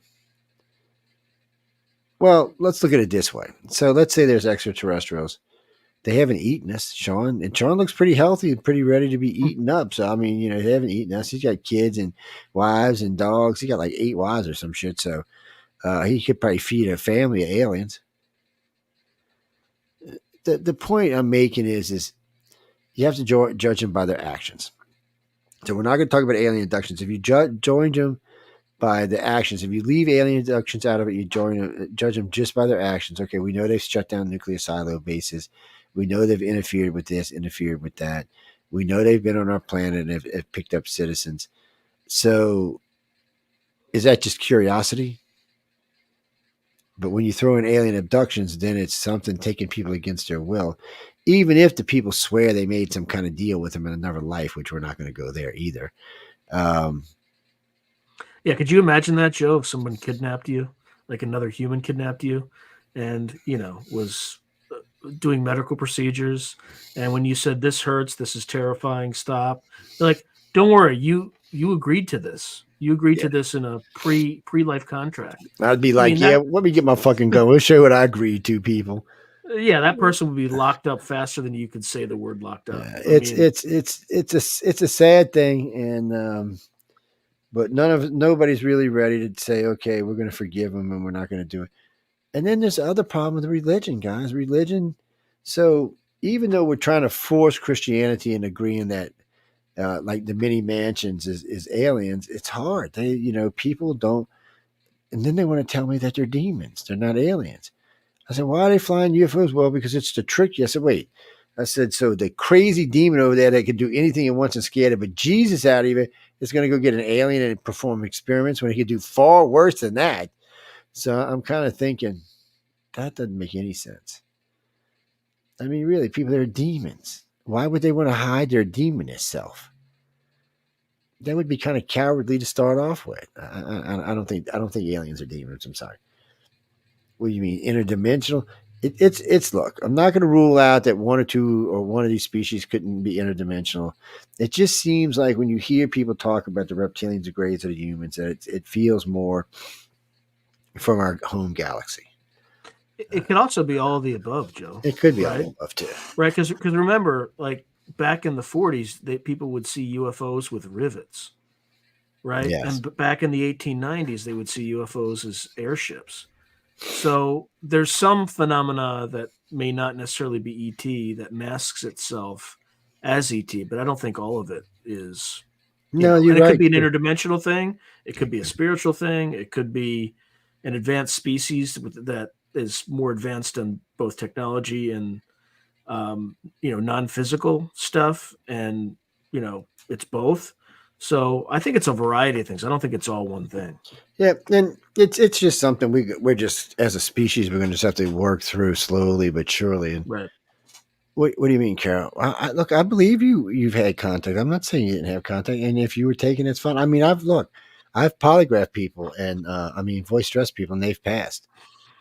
So it's not that I don't believe, and I've seen people take polygraphs and pass and voice stress, and I don't do polygraphs. That's from another person. So you know, if you got a good polygraph or somebody like me who's doing voice stress for a long time, it's not hard to tell if someone's lying pretty quickly.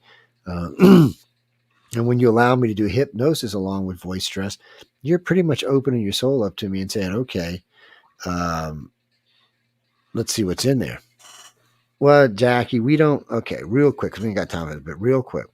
So let's say I'm going to hypnotize Sean. So all I'm going to ask Sean the very first time I ever hypnotized is, Sean, what happened to you on October 15th at 6 p.m.? Because he's told me that something happened to him there. That's all I'm going to ask him the very first time, because I can't use words like extraterrestrial or spaceship or flying saucer. Those are not allowed in my vocabulary because it's tainting his memories. So I'm going to ask him. The voice stress meter is going to be running over here, and he's going to be answering these questions. Or actually, he's just going to be telling me what it is. And then I may stop periodically and bring him down to a little lower setting or put him on a different shelf level. So to look for particular things. And then at the end, I'll say, look, and then I'll ask him to repeat the whole story from the end going backwards. And then after that, we'll get together, we'll sit down, go get some coffee, dinner, breakfast or something, depending on what time it is. And we'll have the whole video, audio, and voice stress. So the voice stress isn't to tell me whether he's lying to tell him the truth. The voice stress is to tell me where there are particular things we need to look for something. So let's say he said, and the light came in the room and this was happening. And all of a sudden you see this meter start to expand. It's not because it's lying. It's because there's a rise in the emotion because something is actually physically going on. So that helps us for the next line of questioning. We'll know there to look at that and say, okay, look, we know in this particular part of whatever was going on to you, you were having this experience and these lights were going on. Did you see a being? Did you see a shape? It allows us to be able to do this without tainting his memories, because I've watched a lot of people do hypnosis work in this field, and I'm going to tell you what, they are effing things up like you wouldn't believe. Like the other day, the guys, he's hypnotized to this lady on TikTok. I was laughing my ass off. Well, ma'am, I got you under there. So what type of extraterrestrials did you see? How long, what type of craft were they in? Could you describe the aliens to me, please? And then he said, well, did they look gray with black eyes? I'm like, really, dude? I mean, you just send her a tape and tell her to repeat it to you. It's just, so it's important. No, we're strict about hypnosis, guys. I'm probably one of the strictest people in the field. Well, because I don't want bullshit. I want the truth. And if the truth turns out to be something like somebody was abused as a child or something other weird shit, then we'll tell you need to go find a psychologist, and we'll know that your truth wasn't alien abduction. It was something else. Because a lot of times alien abduction turns out to be something else.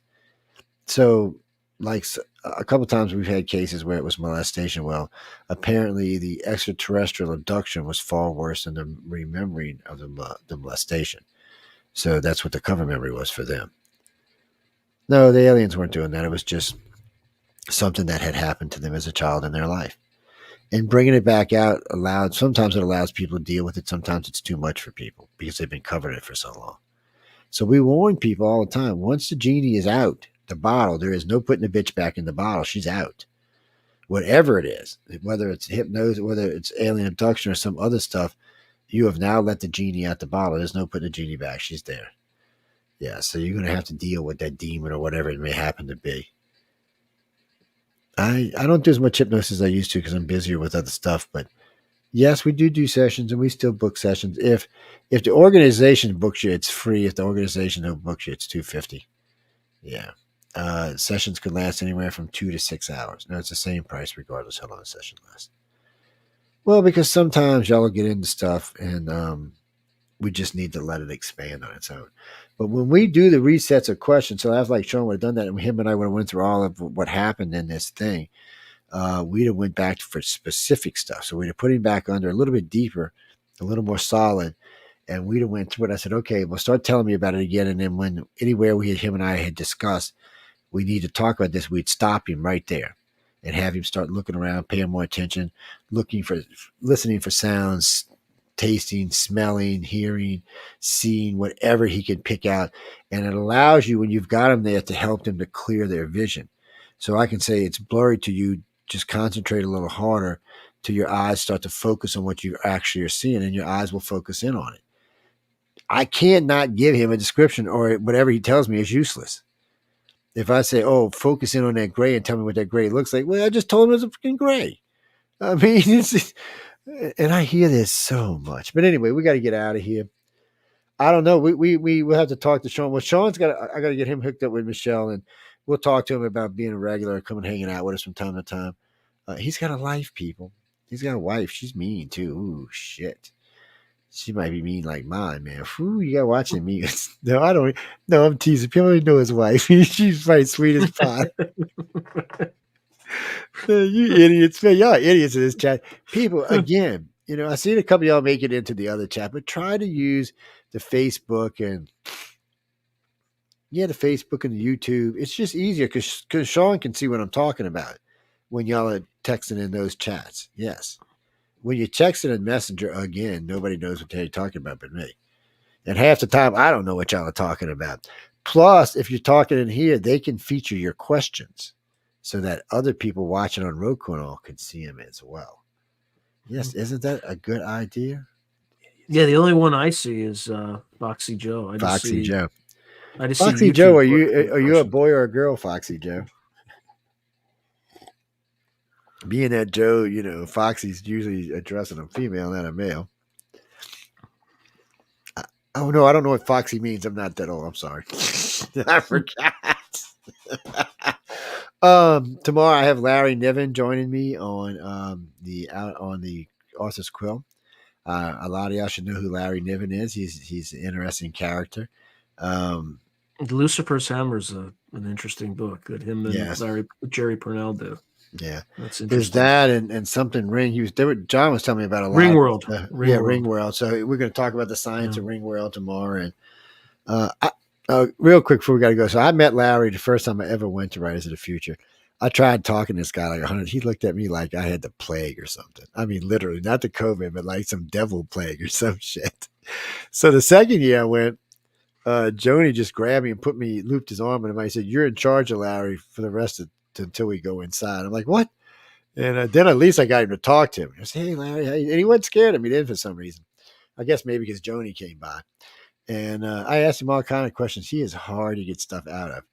He's a wealth of information. You just got to get it out of him. Yes, well, y'all get to see it 3 o'clock tomorrow. You can come by and check out the Arthur's Quill with myself and Larry Niven. And people, we tell you all the time, we let people come in and guest host on these shows because these are opportunities for writers and rookies to talk to people that they would not necessarily get to. This is for the people who don't get to win. Well, Sean's got to meet these people. Sean's a winner. He's not like you losers. He's a winner, man. He Writers of the Future. Yeah, writersfuture.com. He's won at Writers of the Futures. Yeah. And so that's just one of them things. You get to meet people that you'd not normally get to meet or talk to or ask questions to, especially if you're an author or an illustrator or something like that. No, it's just a service we offer now. Yeah, well, look, I am burnt out on sci-fi. I need some fucking sci-fi, okay? I need something good. There's nothing good I feel like it's been a decade. COVID come along, they done burnt everybody out. Then the writer's strike comes on, they burnt them out some more. I don't even know when the next real sci-fi is going to hit the air again. It got super woke too. That's the other. Oh yeah, and then it got in crazily woke. And I'm not a big woke fan, people. I'm sorry. I'm just not. You mean Dune 2? Dune 2 is coming out this year. I don't know when, but it's going to be out. I thought they said March, but I'd have to check for sure. And it's just Dune. It's not Dune 2, by the way. It's just Dune.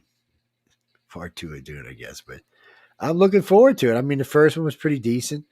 No, I meant the first part of this Dune was pretty decent. No, I like the original. I'm a classic fan for some The reason. original is still the best. Like, Yeah, it was sufficiently creepy to do a pretty good job. Yes, it was. It was a little weird, and the tech still kind of sort of holds up. No, I said kind of sort of before y'all get cussing at me. Yeah. Oh, well, you want to know where the tech don't hold up? Go watch some old Doctor Who's. Oh my God, man, that shit is. It's like watching comedy. There's some actually good acting in some of them, but some of it's just unbelievable comedy. Well, I've been watching it because a friend of mine's got me looking for. So the new Doctor Who is one way, and the old Doctor Who is another way. First off, Gallifrey was in all kind of episodes all the way up until Doctor Who was off the air. It hadn't been destroyed. It got destroyed in between the two Doctor Who's, the new old Doctor Who's and a new one. When John Hurt, they said, went back and killed everybody. So, but there were rules that applied and things that couldn't happen in the old Doctor Who that the new Doctor Who thinks that they can do. So I've been thinking about this. It depends on how devout these fans are. Like for Tom Baker, he's still got a huge following, even though I think he's dead now. He's a Doctor number 4. He was 7 years of Doctor. And remember, he wasn't just 8 or 9 episodes. He did 50 episodes a year. So it's a little bit different. And they did episodes like there would be 4 parts strung together. So there was much more involved Doctor Who in there. So I don't know, but you know what? There was quite a bit of wokeness back then. You'd be surprised, Sean, you start watching them. I'm like, wait, what? I'm like, no way, man. I'm seeing things. Yeah, I mean, the original Star Trek, there was plenty of that too there, but it was balanced by Captain Kirk, right? Yes, the pig. So you had plenty of. Yeah, but like, I mean, he was doing stuff that would get you canceled today, right? As part of the show. Yeah, so that's one of the things I like about what was it? So if you watch Big Bang is not a woke show, people. Big Bang picks on everything. They're kind of like what's the cartoon that's always picking on everybody and South everything? Park. Yeah, I mean they're just unbelievable in how they get and what they get away with. I don't know why some things can get away with it and some can't. Oh no, the NFL can't get away with wokeness. Oh no, because NFL people who watch NFL is woke. It's gone. It's pretty much Well, it looks like college is going to put them out of business now. It's now they're going to start paying the college guys and they're going to extend it. Look, I'm a former Army officer. After Kaepernick, I just stopped watching NFL entirely. Pretty much, I did too. That was pretty much the end of it for me. I figured if you're going to let this go on, I don't want to watch it anymore. But look, they have every right. They have every right to speak out. No problem with that. But like, don't do it on the air. Yeah, it's your brand. So if that's your brand, if I'd have been there at $250 or $400 a seat, I would have asked for my money back. I'd have been like, no, I did not come here to see this. I want to see football. If I want to see somebody take a knee or be woke, I'll just turn on CNN. Right. And I think that's where a lot of these people made their mistakes. They didn't realize it fast enough that, oh no, there are places for this and people do not want to see this in their entertainment. And it hurt a lot of companies. It cost Disney a lot of money. It cost them, they had to fire. It still costs them money. Yeah. And they're doubling down. They're doubling down on it. And I don't understand it because they brought the guy back to quit doing it because it all started because that woman, one son was gay and one son was a transvestite. And that's when she decided everybody at Disney was going to be gay, that worked at Disney World. And the country was like, excuse me, wait a minute. Do you know how many Americans were not going back to Disney World after that? I mean, come on. Well, no, Joe, we don't care if you're gay or not, but everybody at Disney World is going to be gay. I don't know. Parents with kids are funny. It doesn't matter if they're right or wrong. It's their option if they don't want their kids to be exposed to gay people. It's their rights. As a parent, there's no law that says they have to put their kids around it. I don't know. I don't make the rules, and I don't care if you're gay or not. I got gay family members. I could give a good shit. One of my gay family members is a freaking billionaire. Well, it's just like anything else. When you hire like one demographic group at the exclusion of all others for no other reason than the fact that they're in a demographic group, that's anti-meritocratic. And any sort of scheme that does that is anathema. It's wrong, right? Like the color again, it could be the color of your skin, could be political beliefs, whatever. But what should matter is the content of your character. Are you a good worker or not? That's all that should matter. That's all that should And matter. we've gotten away from that, and as a result, you're seeing walls fall off of Boeing planes. You're seeing Secretary of Defense who's asleep at the wheel for 3 days. Like you're seeing like this broad, systematic, institutional failure. You're seeing too many jobs being doled out because of sex or color. So, Right. so guys, if I was to say, I'm going to hire my next boss, and it has to be black and it has to be a woman, I get sued by all kind of people. That's what Okay? Harvard did for their last president. Yeah, and of It- course, it- and he ended up turning out Right. to be, whatever it was, He- ended up turning yeah. out to be a piece of crap. And then, of course, that's what President Joe Biden did. He said, "Oh, I'm going to hire a black woman for vice president." Oh, let's not hire the best person for vice president. No. We didn't want to do that. We wanted to hire some idiot that didn't know what she was doing. Look, I still can't even believe that she was attorney general in California. I mean, she's an idiot. Yeah. No wonder Yeah. so many people out there got out of jail. I mean, Lord, the girl's an idiot, and I don't even want to hate on her because I kind of feel sorry for her. I don't feel sorry. You put yourself in that position, you deserve. Yeah, all the that's true too. scorn. You do, and Yeah. well, she still got a chance of being president. I mean, something happens Yeah. for Biden. I mean, look, to- if you're not qualified and you know you're not qualified and you still accept the position, you deserve as much scorn as they can throw at you. so, but there needs to be new rules because I had asked an attorney about that. I said, "Well, can I sue them?" He said, "For what?" I said, "Because they hired someone based on sex and color. They didn't hire the best person for the job." I Right. said, "The best person might have been an old white man." I said, "But no, we're not going to hire a white man because that's what? Racist? No, it's not. It's hiring the best person for the job." I said, they did that because they needed black votes because the blacks were leaving and going to Trump. Well, I feel sorry for like non-white competent people, to be honest with you, because everywhere they go, every job they have, there's going to be that question in everybody's mind: Are they qualified, or are they just here because of? That's who it really hurts. It Right. does. And that was a lot of things too, because when that girl first sued Texas in Austin because she got overlooked because they had to assign whatchamacallit to a black guy because they had to meet their quota, and she got pissed, and so she sued. She said, "Well, wait a minute, she said, my score is twice as high as his. I've worked my ass off to get here, and he's going to get the scholarship because he's black, and I'm not going to get the scholarship because I'm white." She said, "That's racism."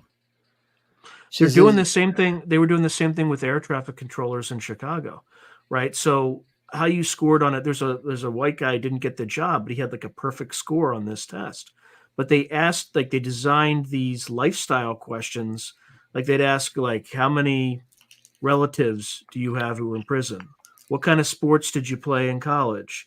Like, they would ask questions that would that certain demographics were more likely to answer yes, and then they would get more points. So as a result, you have people who are, barely passing this test, and they're controlling whether or not airlines land. And then you have people who got perfect scores, but because they coded for a demographic that was not favored in this selection process, the best people aren't getting the job.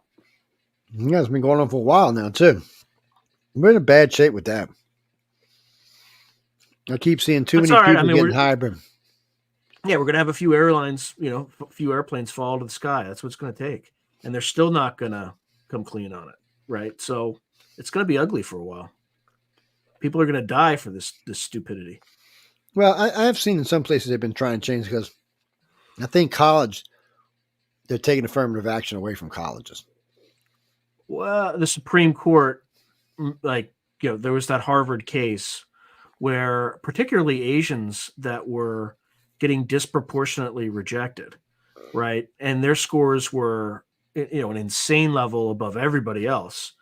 And so they can't do that anymore. But what they're doing now is they're finding other ways to circumvent those rules, right? They're putting more weighting on, The thing that was passed in Congress 2 years ago, which I think goes in effect this coming year, removes it from colleges altogether. They're saying that it's just an unfair practice, and the problem is now is just other demographics in our country. So you have Hispanics. Well, they're being looked over for blacks. You have Asians that are being looked over for blacks. You've got so And I understand black people need to get their rights, and I understand that they were downtrodden and they want to get their 10 cents too. But you can't help one race by discriminating against another. Right. You're just creating the same problem over again. So you have to figure out how to level the playing field. And you're also creating resentment that you are what didn't need to be there. That's why you're seeing people are all freaking out about the rise of. And I've been surprised lately how Hispanics are really starting to hate on blacks more and more. Yeah, and I'm seeing that with Asians too. And I can understand because really affirmative action is really designed for blacks. It's not really designed for the rest of the country. And then there's another problem.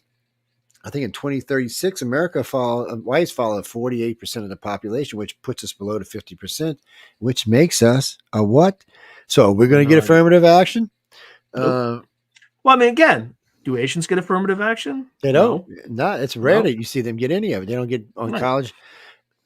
And a friend of mine a couple weeks ago, he said, well, Asians get high enough scores to get in with scholarships. I said, not all the time. And I said, some people can't afford to pay. I said, when they get loans and stuff, I said, and said the government only gives out X amount of scholarships either. I said, I bet you they give more to blacks than they do to Asians. I said, I'd bet money on it. He said, well, that's discrimination. I said, of course it's discrimination, but the government don't care.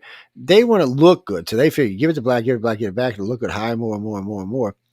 But what America forgets, and this tends to be for all races. So when you have, say, a white manager, a lot of times they'll hire mostly white employees. Same thing with black managers, Asian managers, Hispanic managers. Right. So when you start doing that, you start creating problems where you see all these stores are just one color. Well, that's not what this program's designed to do. We're supposed to be teaching people not to be racist. But when you stop and only hire one color, you're a racist. Mm-hmm. And that's got to change. But we're one day, I don't know.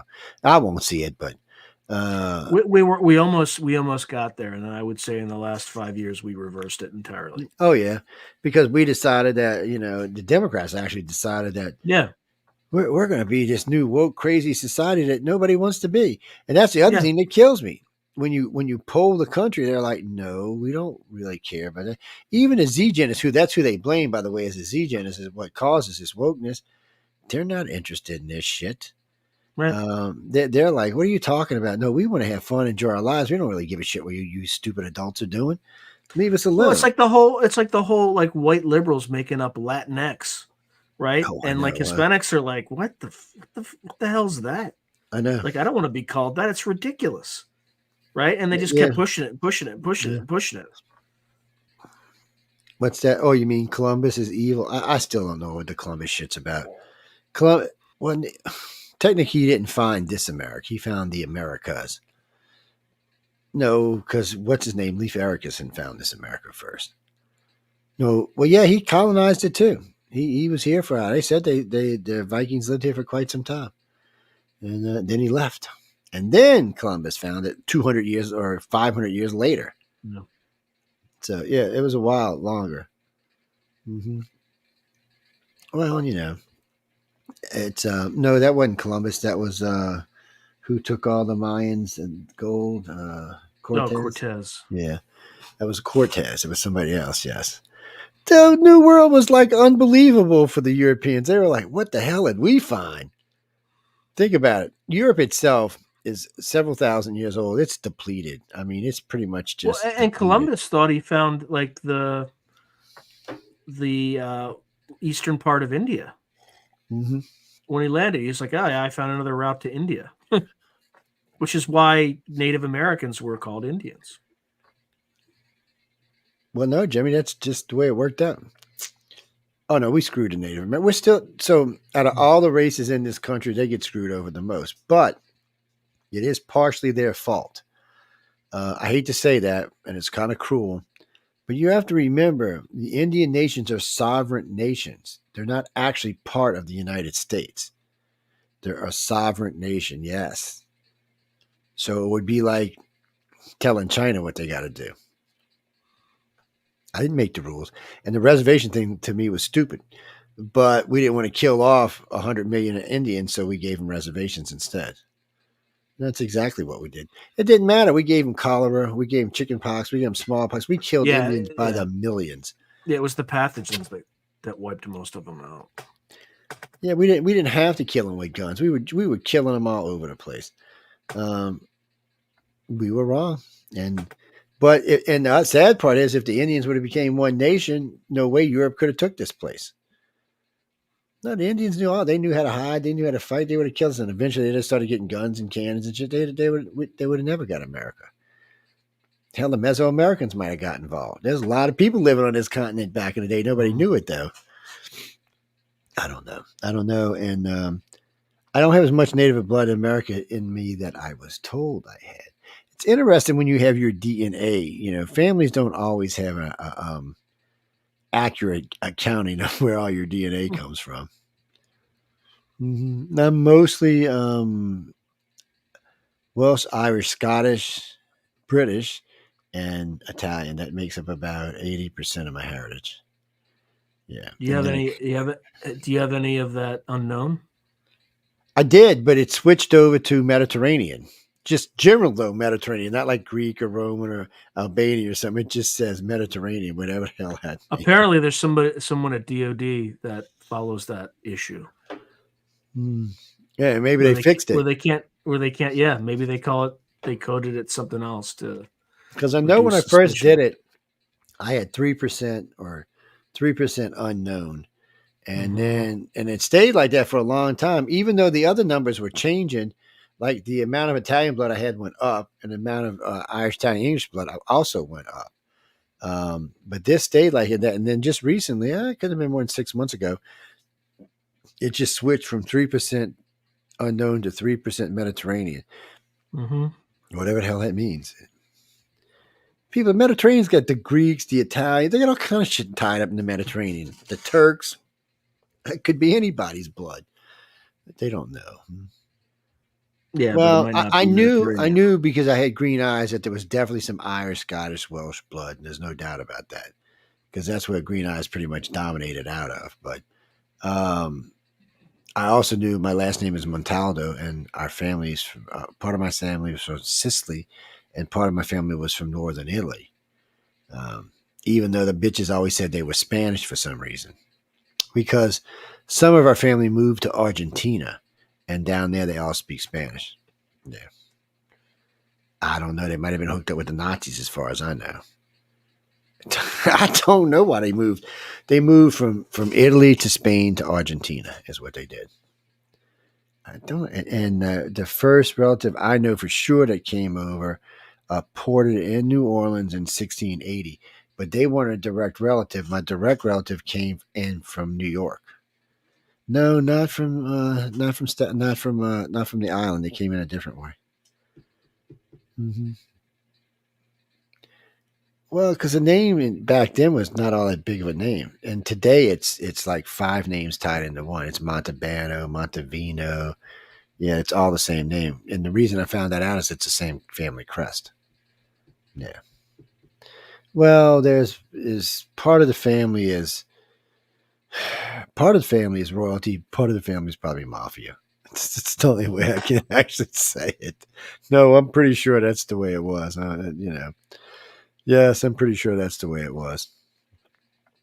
Well, I know we had mafia family over here for sure. So, yeah. Well, Carlos Marcello was a friend of the family.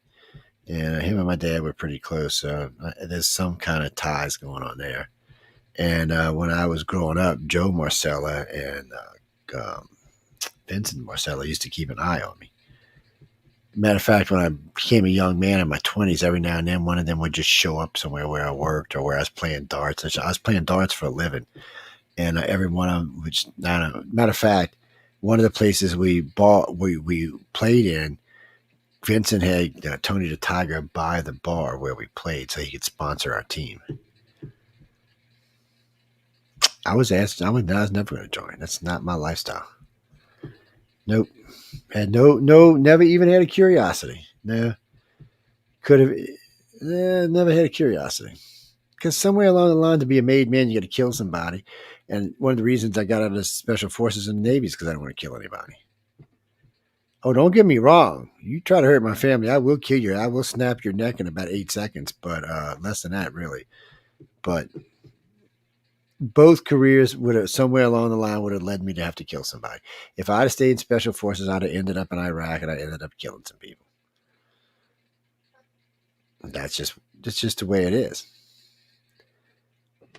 Well, you know, if I mean, look, if you have to, if you're at war, you have to kill somebody. You have to do it. But if you don't have to, then why do it? And there were guys out there just as good a shot as I was when I was in the service. So I got all three, marksmen, snipers, and I got all three of my badges. Earned them first shot out. Yeah. I grew up in the bayou, people. Everybody down here can shoot. It's not even a thing. No, nobody down here even thinks it's a thing. If you can't go out there with your 30-30 at 100 yards and shoot through the thing 20 for 20, your friends are going to rim you for the next 6 months. At a 30-yard 6, I was accurate at 500 yards, 20 for 20. With an M16, I was accurate at 500 yards with 20 rounds, 20 for 20. Right through the center every time. Because you get used to the gun. And the M14, which most of y'all probably don't even know what it is, was an easier gun to shoot. It was a smoother rhythm. So when you would pop, the gun didn't move much. Once you were set, you just, it really didn't move any. So as long as you didn't wiggle, you were pretty much guaranteed to go through the same place. M16 was a little bit harder to shoot. 9mm. The 9mm, when these real 9mm, they were converted to 22s. Yeah. So the pistol like this one, it looked not much different than this one, was converted to a 22. So this big cannon had 22 rounds in it. The hell, man? Anybody can shoot that. A damn dog can shoot that, man. Come on. I mean, what the hell was that? I never did understand that because there's no kick to them. It's just you're like, it's like a pop gun. But we got to go, guys. We went way over. Sean then fell asleep. I'm looking for food. The other Sean is asleep. Well, he's got to go to work in the morning. Well, he does butcher work. I keep trying to get him to send me some good steaks, man. But they're cheaper down here, so yeah. No, he's a good butcher. Who, Sean? He's an author now. He was one of them guys that used to blow shit up. Because y'all always tell me who anybody in service blew shit up. I can honestly say the whole time I was in the service, I didn't blow anything up. I watched a lot of shit get blown up, mind you, but I personally didn't blow anything up. I worked on all kinds of the bombing derbies are great, but we gotta go. So I want to thank everyone again for tuning in to United Public Radio. I hope y'all enjoyed the show immensely. Any moans, groans, bitches, gripes, or complaints, please write to Michelle DeRoche. Attention, Michelle DeRoche. I love you, Michelle DeRoche, and that's how you do that. You don't want to send criticism to me because I might be rude. So send it to Michelle. On that note, good night, everybody, and stay tuned for Spaced Out Radio with the Madman Scott, Dave Scott. Good night.